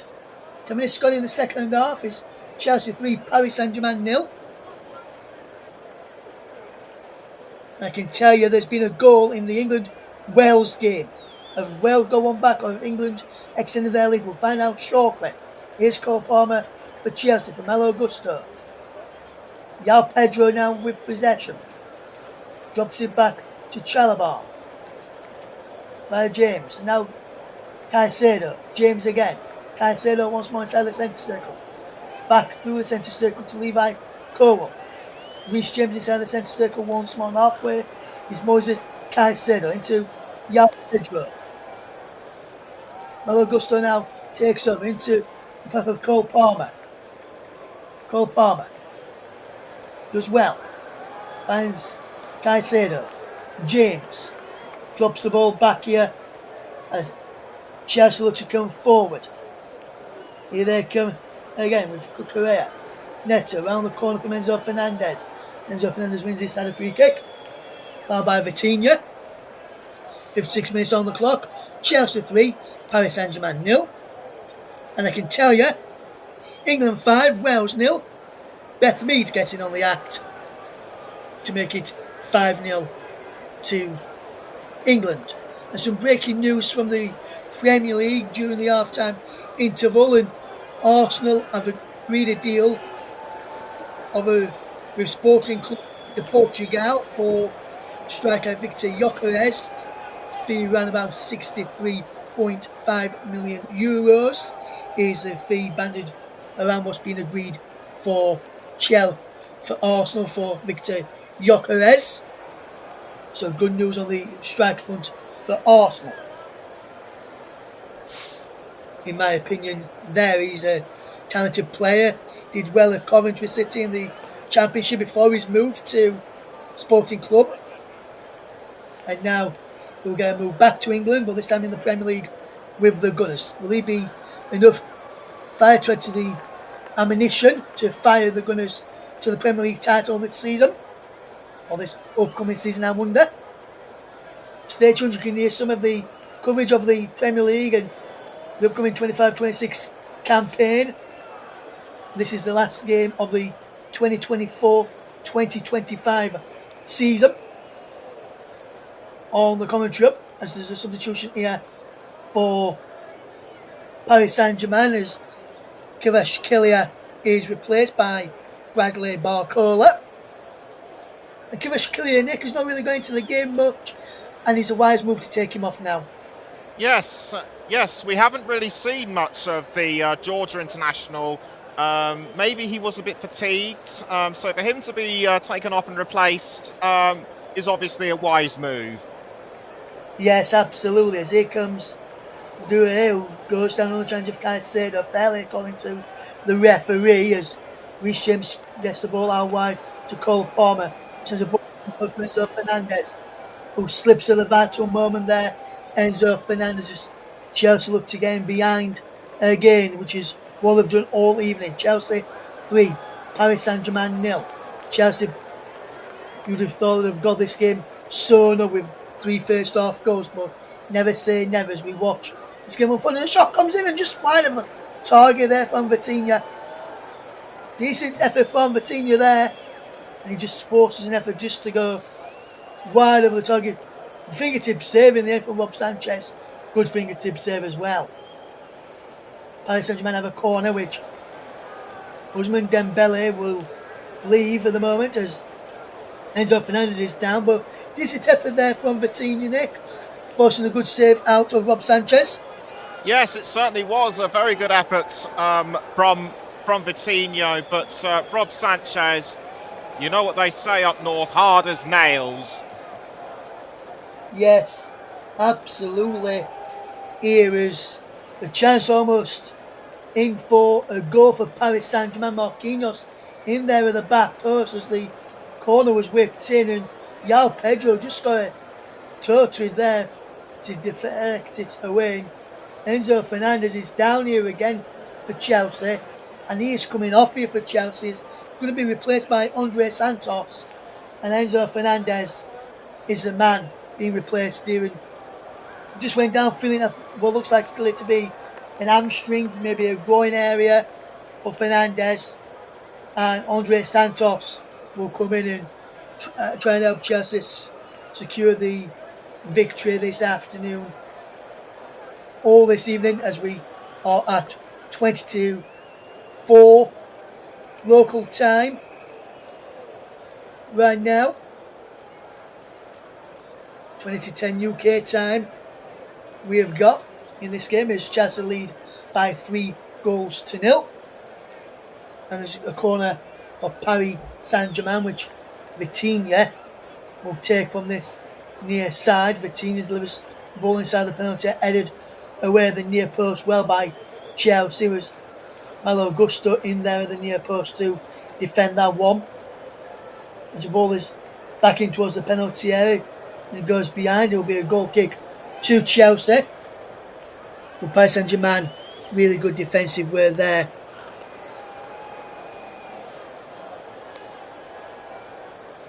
As we can tell you, there's been another goal in the England game. England 5, Wales 1. And Wales have got their second goal of the European Championships. And it's Anna Kane who scored one back for the Welsh. It's England 5, Wales 1 as it stands right now. And that's Wales' second goal at a major tournament as well.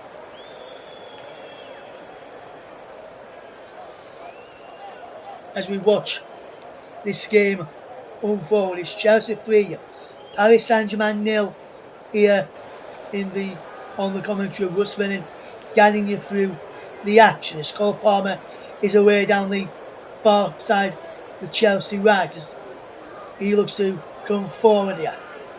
What can he do here, Cole Palmer? Back heel towards João Pedro, who does well. Pedro back heel to Cole Palmer. Just offside there, Cole Palmer as well.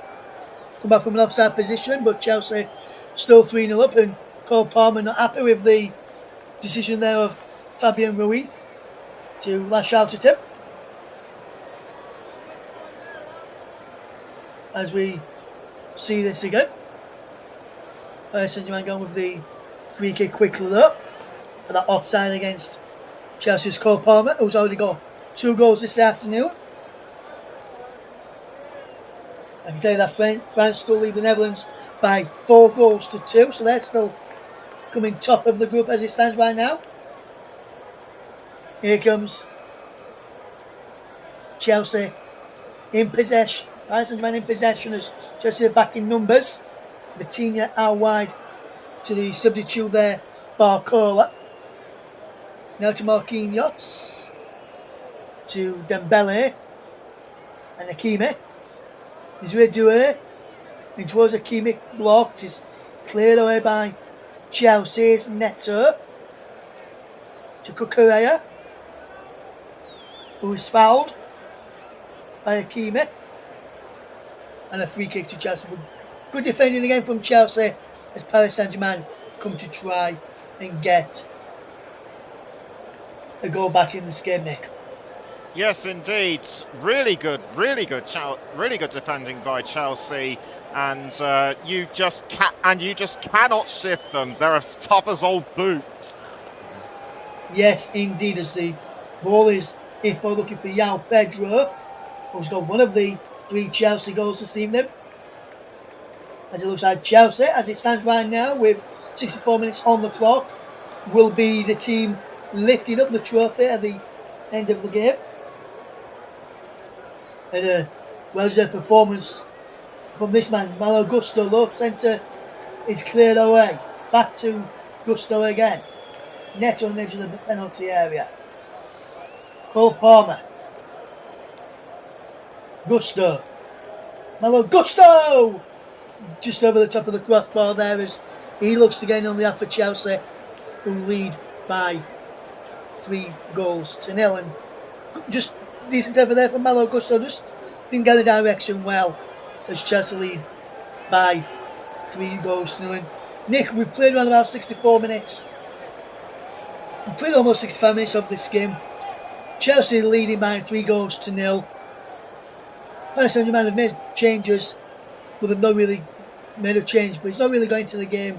And Paris Saint-Germain are being shut out still. No, they've just not been at the races today.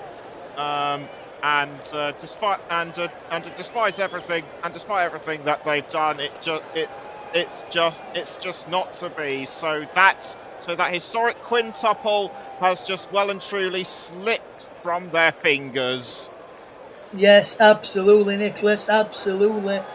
As we see João Pedro there, just went down, just limping a little bit here. It looks like he may be coming off shortly for Chelsea. And they've got Liam Delap, Nicholas Jackson, Christopher Nkunku, Marguerite, all on the bench who play in the attacking additions. As it will be a free kick to Paris Saint-Germain. Vitinha to take, whips into the penalty area, and Rob Sanchez comes out and claims well. And he will look to send this ball forward. Big kick downfield from Rob Sanchez. Neto wins the header inside. João Pedro wins the header there, and it's a substitution now for Chelsea. And that was the last involvement for Pedro Neto, the winning of the header and giving away a free kick, as he's replaced here by Liam Delap. And João Pedro, Nick, 2 goals. 1 goal today, and it's a good performance from him up front. What have you made to his performance today? As we just see his goal again, as he's replaced by Liam Delap. I think he could well be a key player for Chelsea in the Premier League next season. I wouldn't be surprised if he scores a goal every other game. And with players like him and Delap, Chelsea could well be top 5 next season.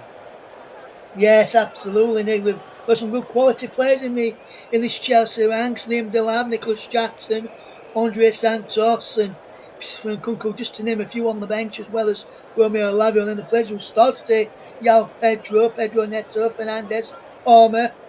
As here is Liam Delap. He's just come off of the bench. Liam Delap! Wonderful save from Gianluigi Donnarumma. Well, Liam Delap just off of the bench. Plus, there's a wonderful save there out of Donnarumma, Nicholas. Yes, he certainly did give Donnarumma a run for his money, and to fire a shot from just that far back, absolutely incredible.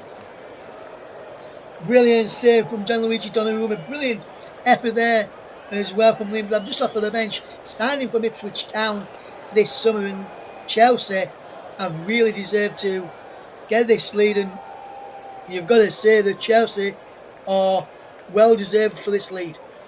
As we get ready for this corner, is a bit of pushing and shoving. Liam Delap in there, Beraldo pushes him away after pushing and shoving. The referee just trying to resolve things here between Nuno Mendes and Liam Delap. Gianluigi Donnarumma getting involved as well, and Augusto telling him to keep Donnarumma to keep out of it. As Liam Delap just stands his ground near Nuno Mendes. As a corner from Pedro Neto is taken in towards the penalty area, punched away. And as well as Reece James. Palmer with the effort deflects wide. Does it? No. Didn't get a clear connection on that one, did Cole Palmer. There's going to be a double change here for Paris Saint-Germain. And it's going to be number 9, Goncalco Ramos. He's one of the players coming up. As Reece James is down here for Chelsea. In the Club World Cup, 69 minutes off the clock here. It is Chelsea 3, Paris Saint-Germain 0. And there is a cooling break happening right now. And I've got to say, Nicholas, Chelsea, even there's been no more goals in the second half as of yet, but Chelsea still with their 3-goal lead intact, and deservedly so as well. Yes, they're doing brilliantly, holding their ground, and they're playing pretty much just as they were in the first half, and they haven't been complacent. They've kept themselves going, whereas for a PSG, just like in the first half, where were they? Not sure, Nicholas. I'm not even sure, Nicholas, if Paris Saint-Germain even got off the bus in that first half. It could have been more of a fight in the second half, but I don't think they got off the bus in the first half. Well, I did say they missed the bus in the first half. Yeah, but they've certainly not missed the bus in the second half thus far. They've played well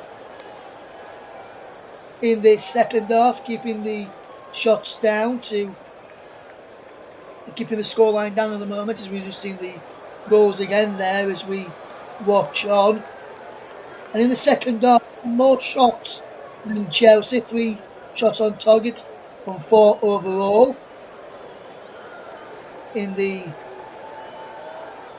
game, they've had 6 shots in total, 5 on target now of Paris Saint-Germain in the second half thus far.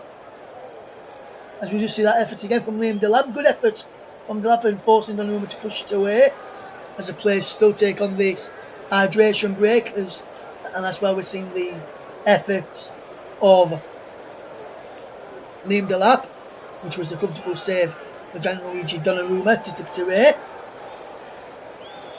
And you've got to say, Nicholas, Chelsea could have had more goals than just the 3 so far. Yes, they certainly have. But so going off topic a bit, England are now 6-1 up against Wales in their Women's Euro match. Aggie Beever-Jones, the scorer.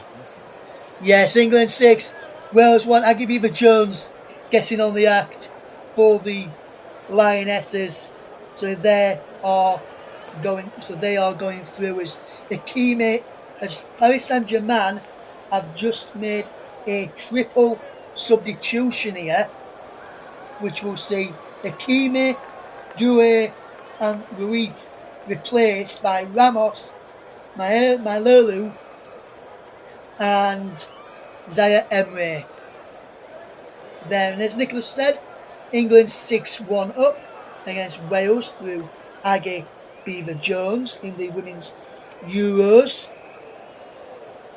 And that's in stoppage time there in that game.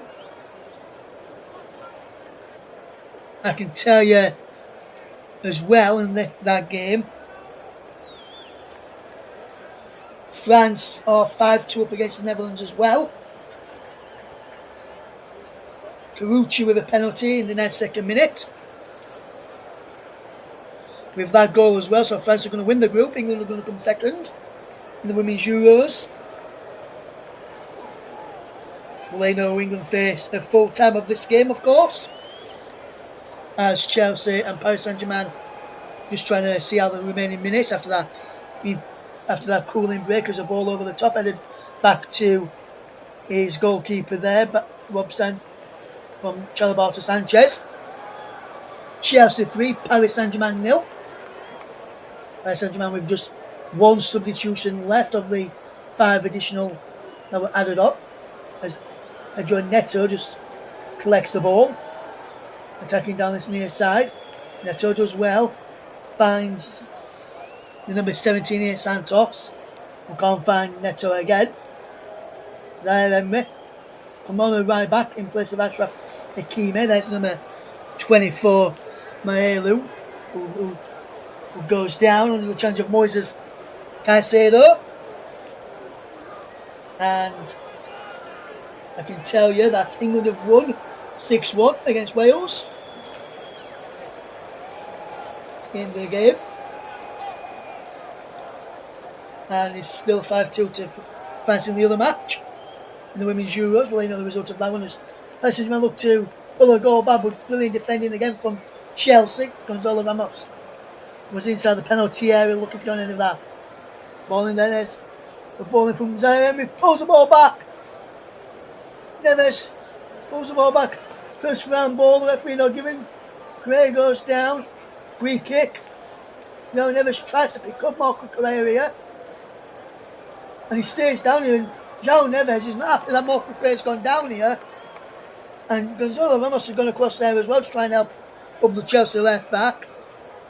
And the Chelsea players on tap here with Neves. With 15 minutes left to play here. Chelsea 3, Paris Saint-Germain 0.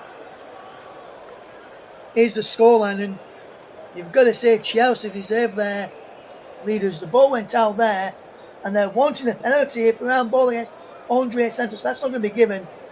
And then Correa goes down under the challenge of Neves, and Luis Enrique saying he dove there, the Chelsea defenders. Another Chelsea player down, Reece James, is now down. And the Lionesses have secured passage from Group D.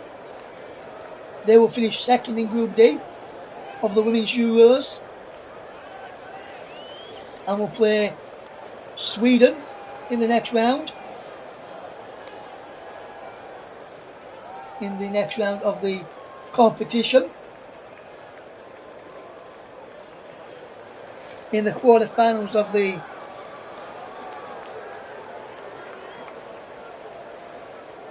Euros.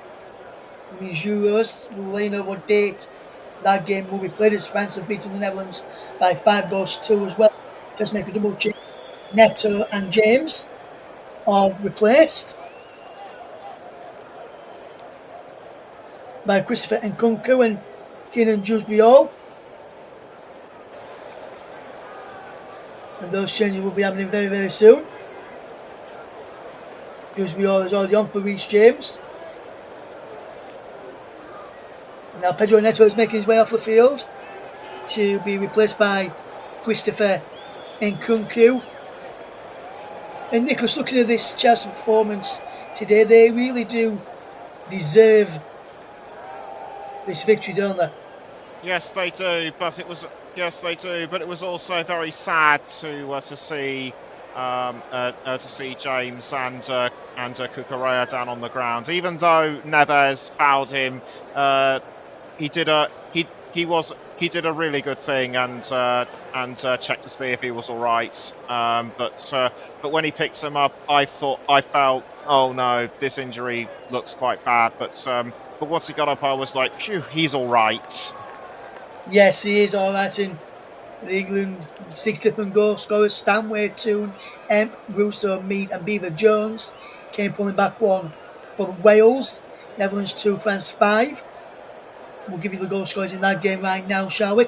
Toletti, Katoto, Cascarino with 2, Carucci with a penalty.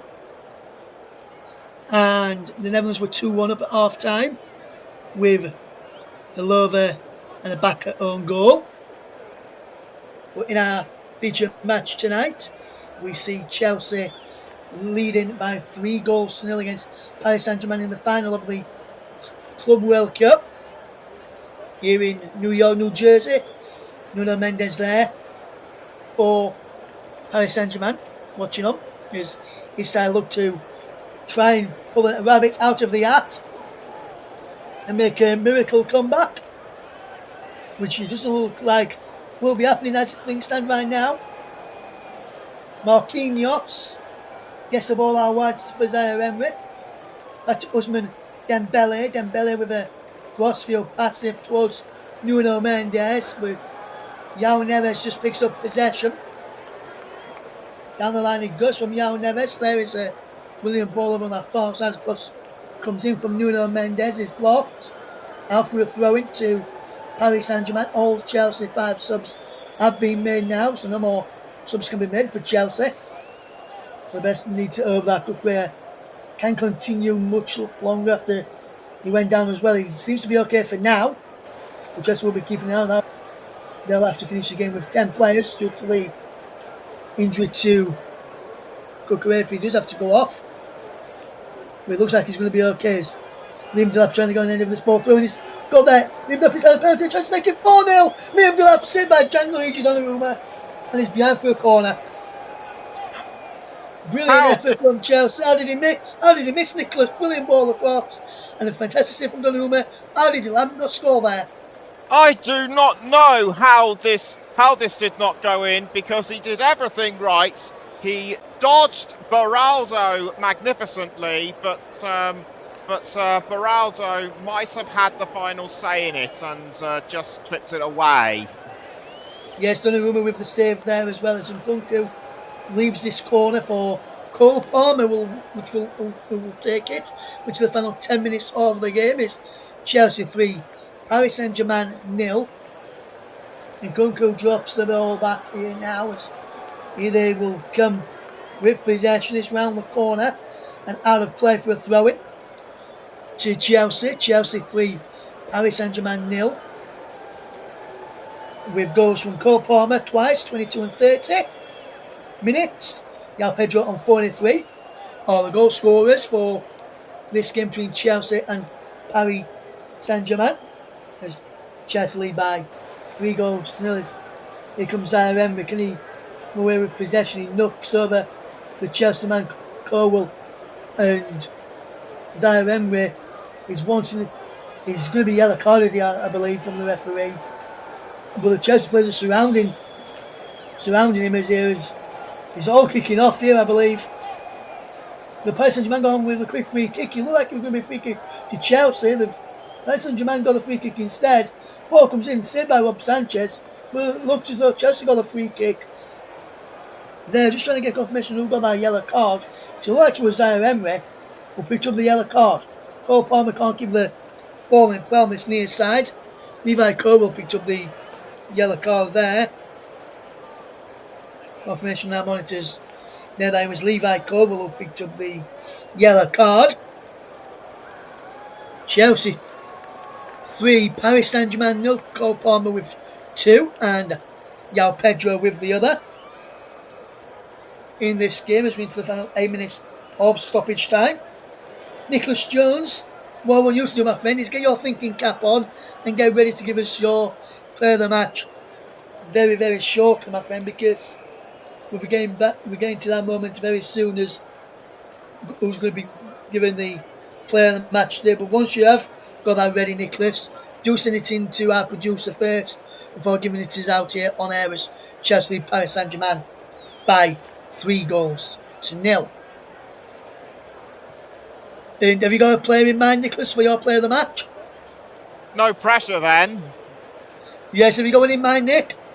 I do have a couple in mind, but who the eventual one will be, you'll find out in about 5 to 6 minutes. Yes, thank you very much. There, Nicholas, free kick to Paris Saint-Germain, fouled by Marc Cucurella. João Neves has picked up a yellow card for Paris Saint-Germain as well in that melee. Same time as Levi Colwill. And it remains Chelsea 3, Paris Saint-Germain 0. Here they come with possession, Paris Saint-Germain as Levi Colwill. Michael Craig's going down off the ball here. And there's a yellow card here too. João Neves has just been booked here, João Neves. Looked like he got booked in the melee, so there was a yellow card flashed away of the Paris Saint-Germain player as well as the free kick got underway. He's just been booked there, so if he did get booked in the melee as well, he will be sent off here. But I don't think, we're looking by the reaction of the referee, he has not been given that's his first yellow card of the game. There's a man down here and the referee is going to the monitor here. The referee is going to the monitor here for a potential red card for João Neves. Just looking at this here now, what could potentially be a red card. And let's have a look at this here, Nick. Oh, he's pulled his hair there. That could be a red card. That is just bang out of order. You can't do that in school. You can't do that on the pitch. Get him off. Yes, and the referee, as the Australian has looked at it from the pitch here.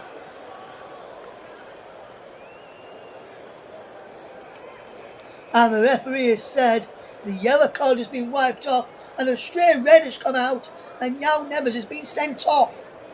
I think he's come to the correct decision there. João Neves sent off here for Paris Saint-Germain, and Paris Saint-Germain down to 10 men. Yes, correct call, in my view.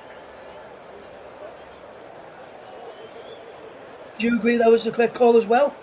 Yes, indeed, that was the correct call. He won't be, and I'm going to stop with the school jokes. It won't be just detention he'll be facing.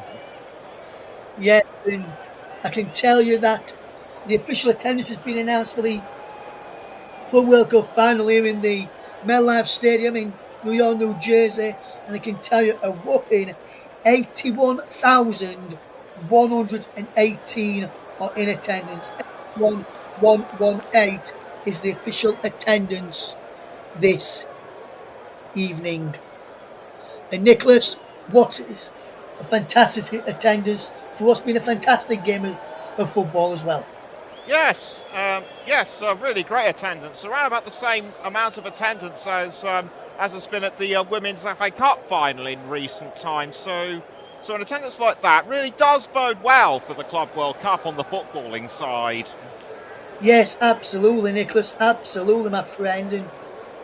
And we've just got confirmation through as well of who the Lionesses will face in the next round after they've got through in the quarterfinals. It will be Sweden on the 17th of July at 8 o'clock in Zurich at the Women's Euros. England Lionesses will play Sweden in the next round on the 17th of July is what the next round is for the Lionesses of the Women's Euros. So good luck to the Lionesses in that one. Is Nuno Mendes with a strike from Paris Saint-Germain, deflects behind for a corner. And Chelsea defending well. And Nick, have you made your mind for the player of the match just yet? Yes, I have. I've just sent it to our producer now.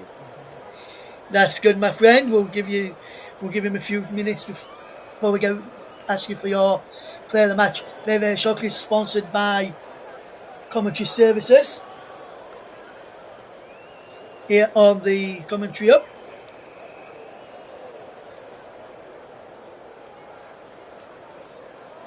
And in about a couple of minutes' time, Nick, we'll get ready.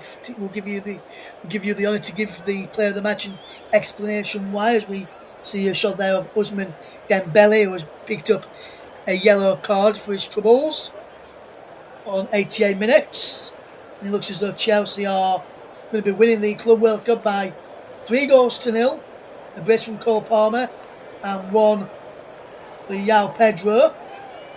As a foul on Keenan Jules-Viol brings a free kick for Chelsea.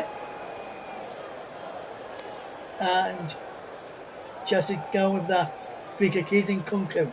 He just loses out there as Chelsea have to get back in him as Paris Saint-Germain come forward, try and get a consolation goal. Can they get a consolation goal here? It's going to be crossing towards the back post, and it's into the back post there, cleared away in the end, and he's gone behind, and he's for a throw into Chelsea to Paris Saint-Germain. He will have taken quickly. Zaire Emery on possession now up against Cole Palmer. Zaire Emery's cross is headed away by Cucurella, only as far as Jules-Viol to Cole Palmer. Cole Palmer sends the left-footed ball down through looking for Liam Delap, and Liam Delap's got away from his man, and Liam Delap is running through on goal. Liam Delap on this left-hand side for Chelsea breaks his way into his penalty area. Paris Saint-Germain get back. Liam Delap wins his side a free kick.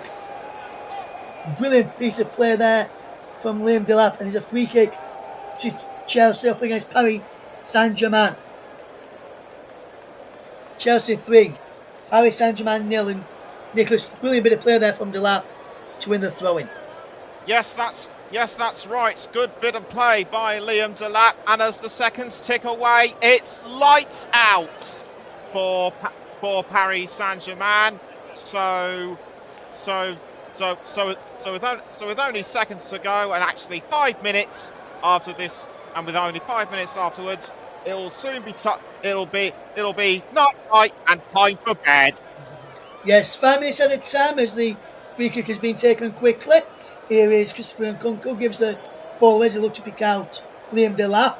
There's a man down here, it's Vitinha, who's down for Paris Saint-Germain, and while Vitinha is down, the play will continue for Paris Saint-Germain over on that far side as they will look to attack forward, and they will try and come forward with a brilliant interception, not once but twice, 3 times by Chelsea there, cleared into touch by Cherry Trelleborg there after Santos, and Gusto won the ball back initially. Paris Saint-Germain going with the throw-in quickly. We'll go to Nick very shortly to get his player of the match for you here on the Commentary Hub, sponsored by Commentary Services, and hopefully we'll be able to get Commentary Services back on board next season for the player of the match sponsor.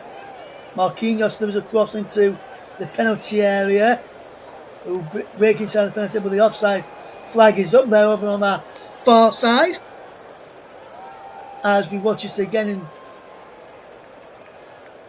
he was just offside there, Ramos, and he was the one who flicked it on over there. And Nicholas, while we wait for this free kick to be taken, and Chelsea just taking a bit of their time, would you like to give us your today's player of the match, sponsored by Commentary Services? Yes, here we go. And my player of the match for this game is Chelsea's goalkeeper, Robert Sanchez. Yes, player of the match, Rob Sanchez, sponsored by Commentary Services. And Nick, why have you given Rob Sanchez your player of the match? Because he has just been razor sharp and accurate as the goalkeeper. He's kept whatever PSG have thrown at him, he's kept it down, he's palmed it away, and he has perhaps been the most important player in Chelsea's victory. Yes, 2 goals from João Pedro as well.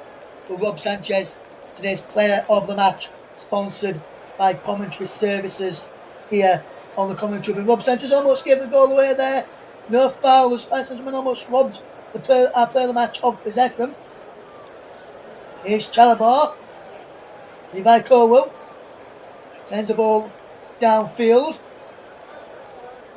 And it remains Chelsea 3, Paris Saint-Germain 0. Played almost 3 of the 5 minutes added on as looks like Chelsea will win this game now. It looks like he's been good now Vienna since the 3rd goal went in on the 30-minute mark. In this game, as Chelsea lead by 3 goals to 0 against Paris Saint-Germain. As soon as that second Palmer goal went in, it was good night Vienna for Paris Saint-Germain. And it was made sure when João Pedro scored to make it 3-0. As here's Liam Delap, as he will look to take it to the corner. And there's a foul there, and there's a definite free kick. Is a rather on in Kunku there by Nuno Mendes, who goes into referee's notebook, and Nuno Mendes, I think that's a tired challenge there, and a definite one for the yellow card to be shown. Yep, he went for it, but he didn't touch the ball, so that yellow card quite justified. Yes, and Chelsea 3, Paris Saint-Germain 0 is the latest scores. We've got around about a minute left to play of stoppage time. I think Chelsea will look to just take it short and run it into the corner.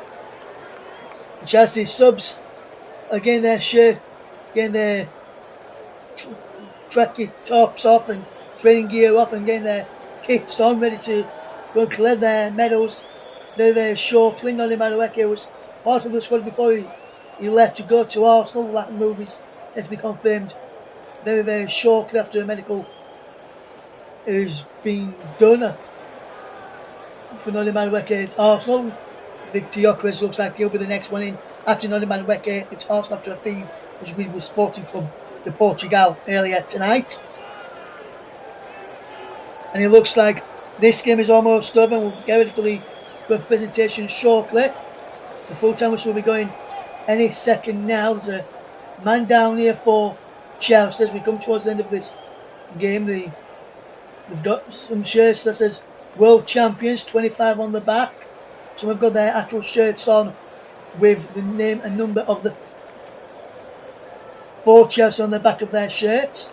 As the full time whistle does sound right now and confirms Chelsea as world champions.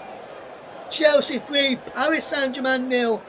Chelsea are world champions, and they've won the Club World Cup final. Goals from Cole Palmer on 22 and 30, João Pedro on 43 minutes. João was sent off at 84 minutes for Paris Saint-Germain, but Chelsea dominant throughout and fully deserved winners of the Club World Cup 2025. It has finished Chelsea 3, Paris Saint-Germain 0. And Nick, give us your overall assessment on the game between Chelsea and Paris Saint-Germain as it all kicks off here. Donnarumma getting involved, and everyone's trying to split everybody up as he's kicking off in the middle of the party. We'll get your thoughts in a moment as you're just kicking off here between the Paris Saint-Germain players and Chelsea players. Enzo Maresca having away with Gianluigi Donnarumma here, trying to calm down the Italian goalkeeper there as we watch on here. But Chelsea are world champions. 3-0 victory over Paris Saint-Germain. Looks like the calm. Looks like it's a storm now before the calm. And this is what happened here is Luis Enrique, the Paris Saint-Germain player, the Paris Saint-Germain coach, has hit out a João Pedro in the face, on a rumour there too, lashing out at him. And that's what's kicked it off to Nicholas. What's kicked off, and he's still going off. Everybody just getting involved here, trying to split him up. Here, Nicholas, we'll get your thoughts on the game in a moment. But Enzo Maresca is pushing his Chelsea players away from the situation. Chelsea start getting their players away. Cancelo just having a word with Hakimi here, trying to defuse the situation as well. Paris Saint-Germain are getting their players away. It all kicked off when Chelsea's João Pedro was struck in the face by Luis Enrique. But what a game! Chelsea, World Club champions, with their player struck in the face by the Paris Saint-Germain manager. But Nicholas, give us your overall thoughts on the game. Now the situation on the field is subdued for now. Yes, yes. I have to say Chelsea were the superior side. They completely dominated, and the Blues fans in and around the stadium, from wherever they come from around the world, because Chelsea is a recognised brand as well as a football club. But for those supporters who flew in from London, I'd have to say the trip was worth it. And they're now just getting the party restarted again, and the players are acting like nothing has ever happened. Yes, brilliant to see that the players just getting on with it as things are with nothing happened before us. We're going to take a quick break right now, but we'll be back for the trophy presentation here on the commentary, where Chelsea are world champions. They've beaten Paris Saint-Germain by 3 goals. So join myself and Nicholas for the trophy presentation shortly here on the Commentary Hub, Storm FM, and my very own personal Twitch channel, Russ P Vernon _92.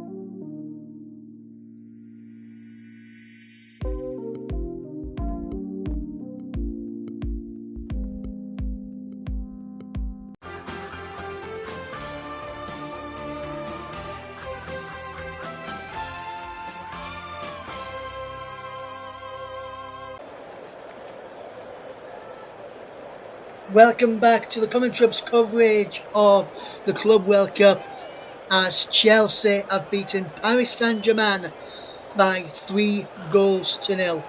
It was a brace from Cole Palmer and one from João Pedro which gave Chelsea the victory for 3-0 in the end. And on our monitors I can see a man who was Chelsea's manager or is Chelsea's manager, Enzo Maresca, the former Leicester City boss.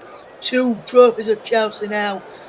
And Nicholas, just give us one word to sum up Enzo Maresca at Chelsea, because he's won the Conference League and he's now made them world champions by beating one of the, if not the world's best team at the moment in Paris Saint-Germain in the Club World Cup final. Enzo Maresca has done a remarkable job at Chelsea, hasn't he?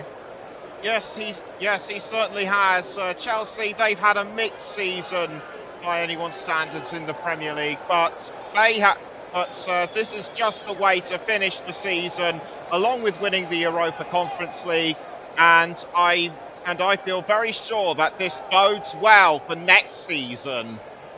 Yes, it could bode well for next season. The likes of Liam Delap, who came in this summer from Ipswich Town, João Pedro came in this summer as well from Brentford. Some of the players that's come in this summer ahead of the upcoming season in performing reasonably well. Pedro with 3 goals in this tournament for Chelsea, 1 in the final today.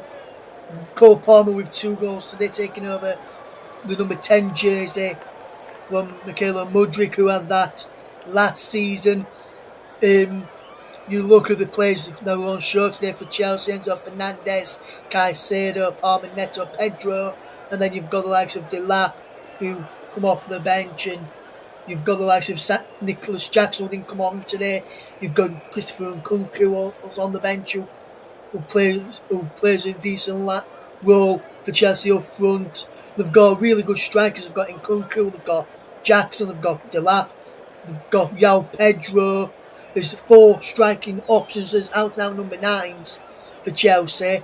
That's going to make life difficult for Enzo Maresca into deciding who to play up front, Nicholas, throughout the season, especially when all 4 are fit and firing for Chelsea in this upcoming season, along with Marguerite as well. So you can add 5 in there, 5 strikers have got on the books in and around the first team, Chelsea. And if they're all fit and firing, it's going to make life difficult for Enzo Maresca on who to pick as the starting option in his side. Yes, that's right, and he'll be hoping that that's the only headache he'll be facing next season, because Chelsea they've not had the best of seasons recently. Just bad luck, along with with sort of inconsistencies. They've been hit by injuries, doesn't any club really, but as I keep saying, they are hoping that this is a sign of things that this is the sign of things to come for them. Yes, obviously, Nicholas, we've got to touch on Paris Saint-Germain, where the runners-up in the end did remarkable to get to the final, and then I think their key players in the likes of Dembele, Desiree Doué, Kvaratskhelia, Fabian Ruiz, Vitinha, Neves, the big players who have been on target for them in the games leading up to this final. I think they just froze on the big day, and sometimes big occasions like this can get the better of players. What have you made to the performance? What did you make to PSG's performance there? Because it was chalk and cheese compared to the other night, which was superb against Real Madrid in the semi-finals. But tonight, they went back to potentially, I don't know whether they did or not, but potentially went back to the style of performance that they put in against Botafogo in the second group game. Well, I hate to say this, but Chelsea made the likes of Dembele and Doué just look like amateurs. There's no other way to.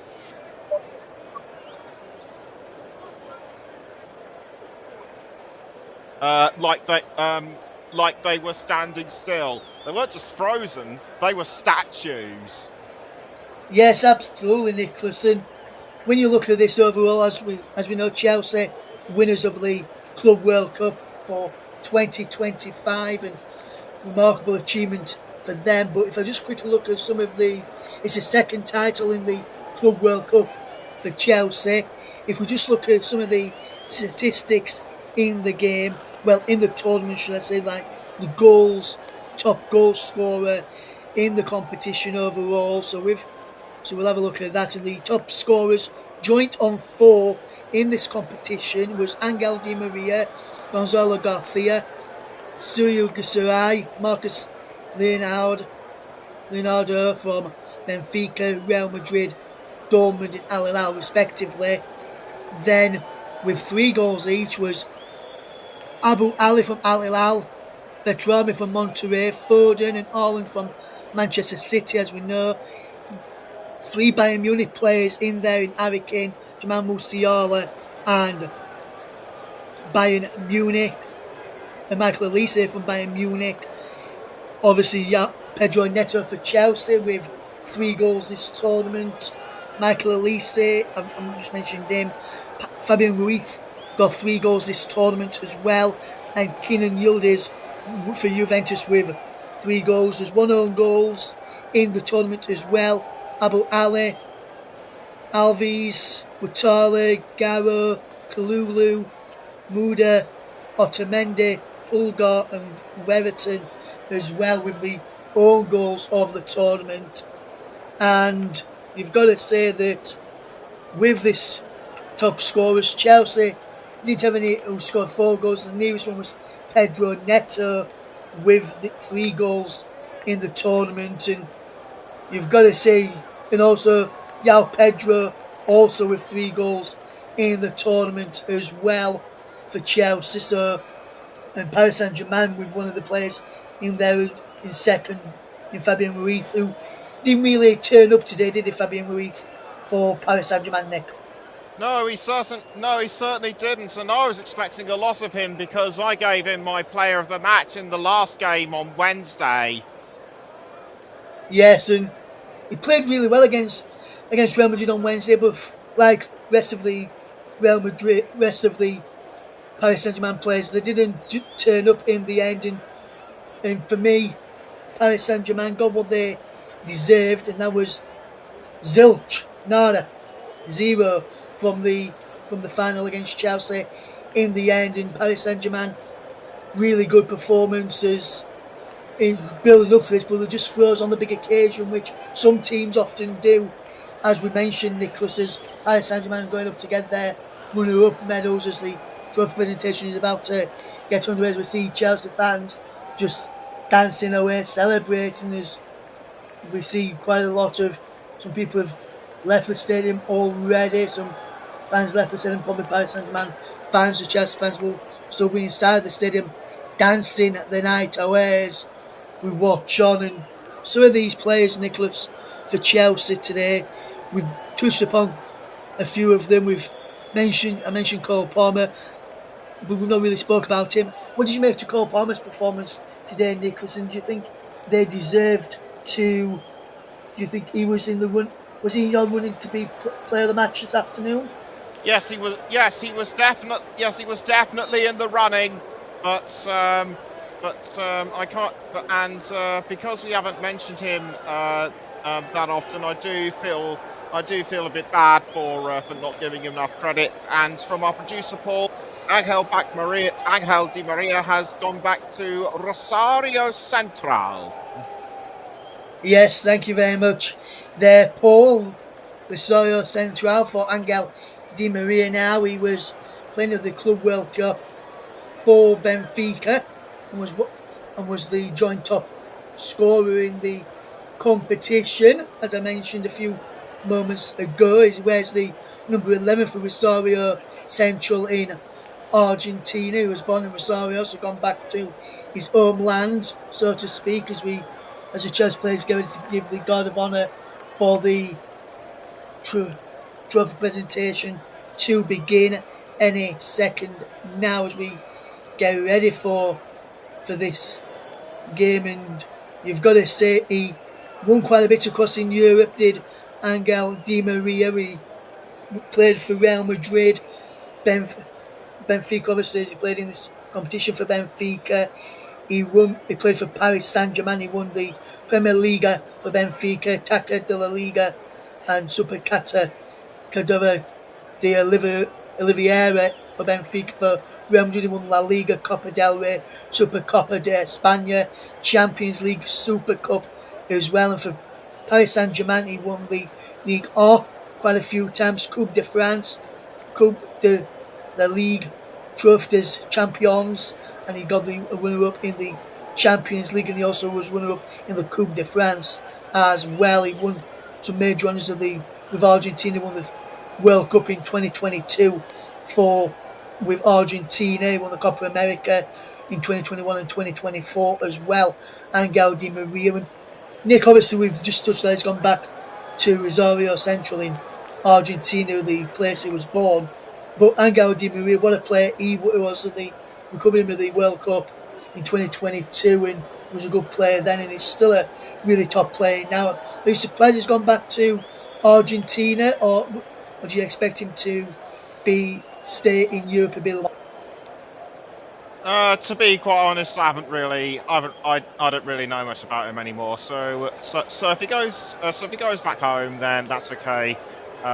It's his decision. But I will not forget that he did disappoint a little when he was at Manchester United in the Premier League. But back to the here and now, and everyone's still revving themselves up, as it were, to for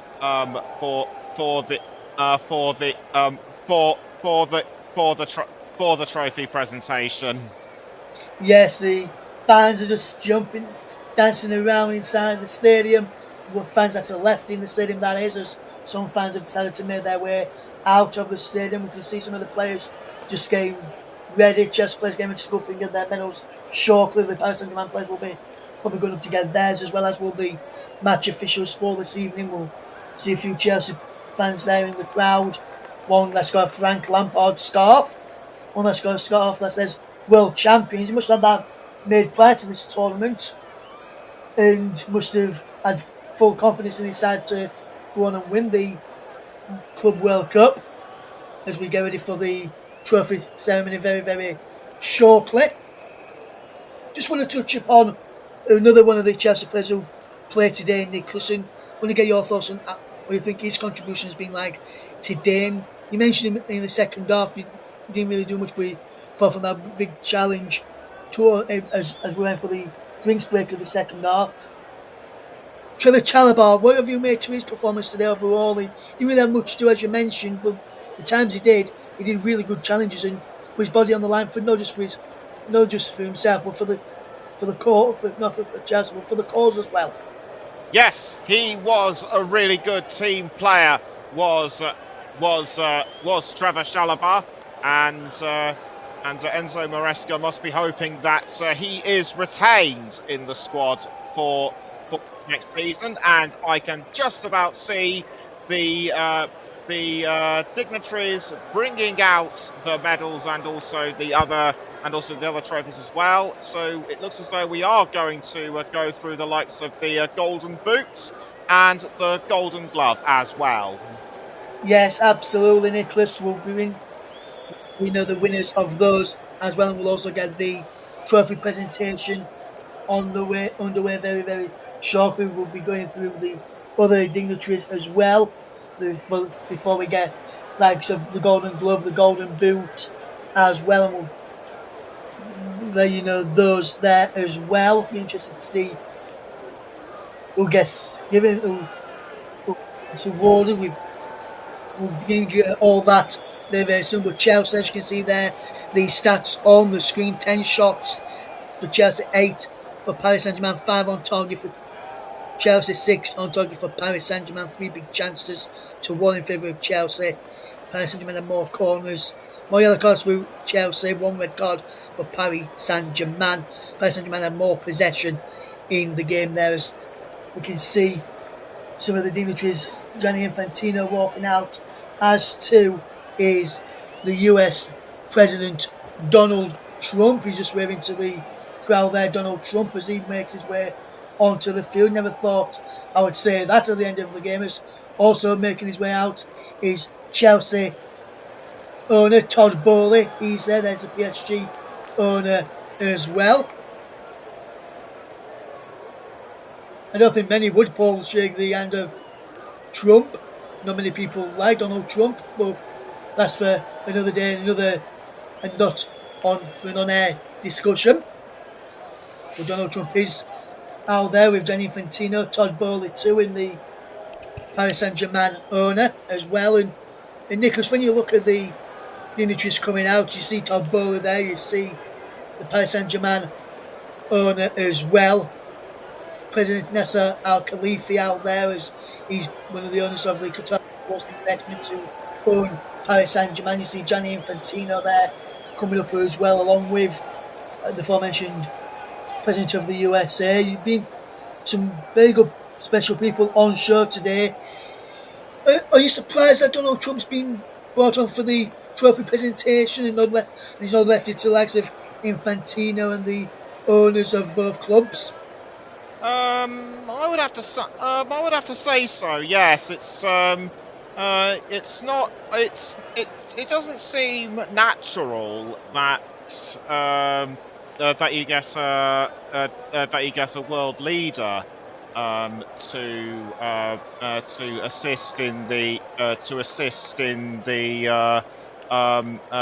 prize giving and the trophy ceremony. But I do remember that both French and Croatian leaders at the time did help out in the awards presentation at the 2018 World Cup. But I don't really know. It's very rare. Indeed, as Gonzalo Garcia of Real Madrid has won the Golden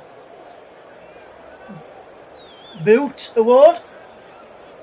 Desiree Doué is going up now to collect an award here. And Desiree Doué of Paris Saint-Germain, the losing side, Paris Saint-Germain, Jason of Infantino and Donald Trump, and now Todd Bowley, and that's Al-Khalifa there. Desiree Doué shakes the hands of the other dignitaries on the stage as he collects his medal for the most improved player, I believe that is, for Desiree Doué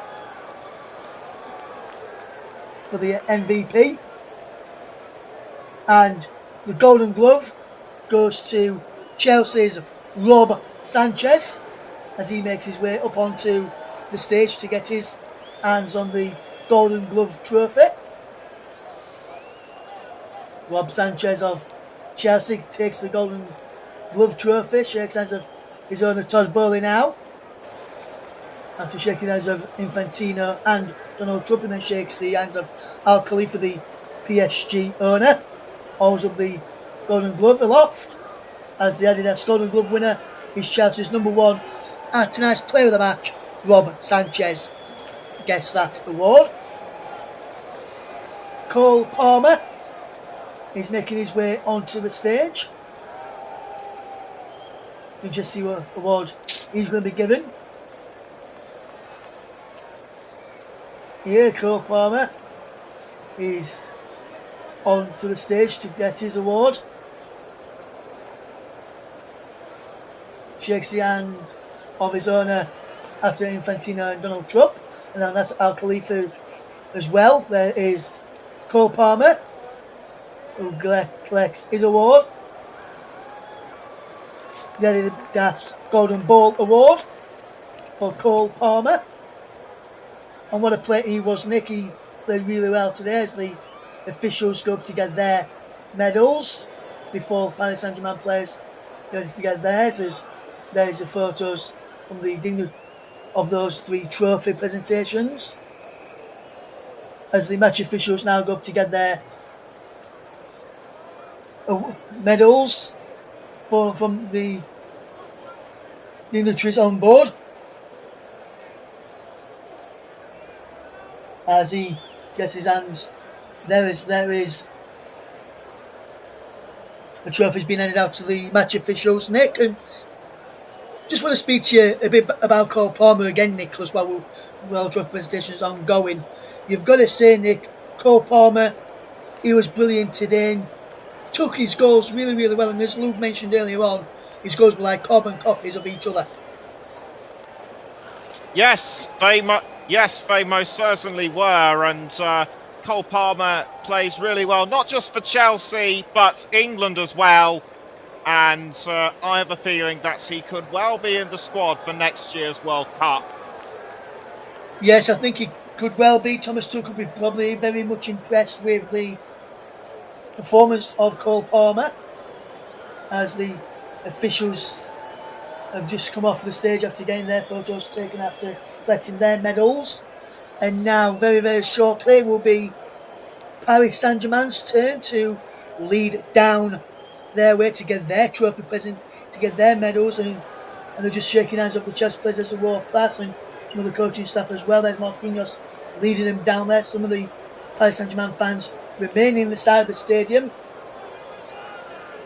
as the players have to just wait a second as we go down one by one onto the lift to get their medals. As we watch on here now, as here comes Marquinhos and the Paris Saint-Germain players made their way onto the plinth to get their medals from Gianni Infantino and Donald Trump, along with Todd Bowley and the other dignitaries there as well. And it remains Chelsea, and he finished Chelsea 3, Paris Saint-Germain 0. So it says the Paris Saint-Germain fans just celebrating. Ousmane Dembele will get his as well. Kvaratskhelia gets his from Donald Trump. As we do it there as well, there's Luis Enrique, who caused a mass melee at the end of the game, if you remember. And it was a mass melee between the two. I was about to get the thoughts of Nicholas Jones on the game when that mass melee kicked off. But Fabian Ruiz there just gets his medal around his neck as the Paris Saint-Germain players just get their medals as well. Gianluigi Donnarumma there shakes the hands of Infantino and shakes the hands of Donald Trump. There's Luis Enrique at the back of the pack as he will get ready here now as the players walk down and they get their medals. Here the Paris Saint-Germain fans clapping their players. They just came up short in the end against Chelsea, as Chelsea will come very, very shortly after PSG clear the plinth to go and get their medals. And then the captain for Chelsea, which is Reece James, and normally it's Enzo Fernandez. It's the standing captain when Reece James isn't playing. I wonder if they'll both go together at the end to get the trophy, as Coutinho there gets his medal from Donald Trump. And there is Luis Enrique getting his medal around his neck from Donald Trump. Shakes hands of Todd Bowley, and that's Al Khalifa, the owner of PSG.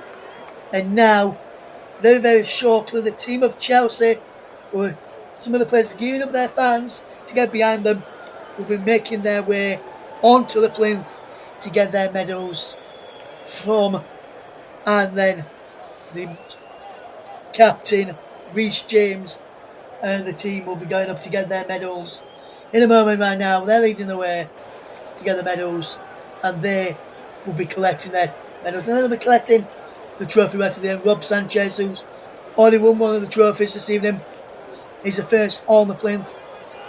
He will make his way on there. Cole Palmer's there too. He's already had a trophy today. He'll be getting another one in a moment. He'll be getting his medal now as the players get ready to get their medals. Enzo Maresca and Reece James right to the very back. So it looks like it'll be Reece James, and Enzo Fernandez is already on there. He's just after Achipong, one of the youngsters, on there. There's Tyree George getting his medal. Sections of Todd Bowley. Achipong there. Enzo Fernandez just behind him. Moises Caicedo there too. As we see a shot of Enzo Maresca, who's getting ready to go up to get his medal at the end of this game, as we've been on there almost 3 hours this evening.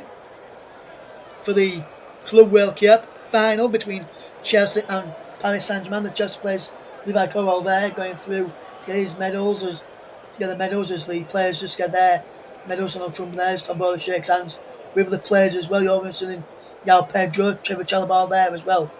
We've spoke about Tim Kinningers. We all didn't really play much minutes today, but so got a medal. He's played his part in this tournament. One of the goal scorers in the route for Chelsea to get to the final.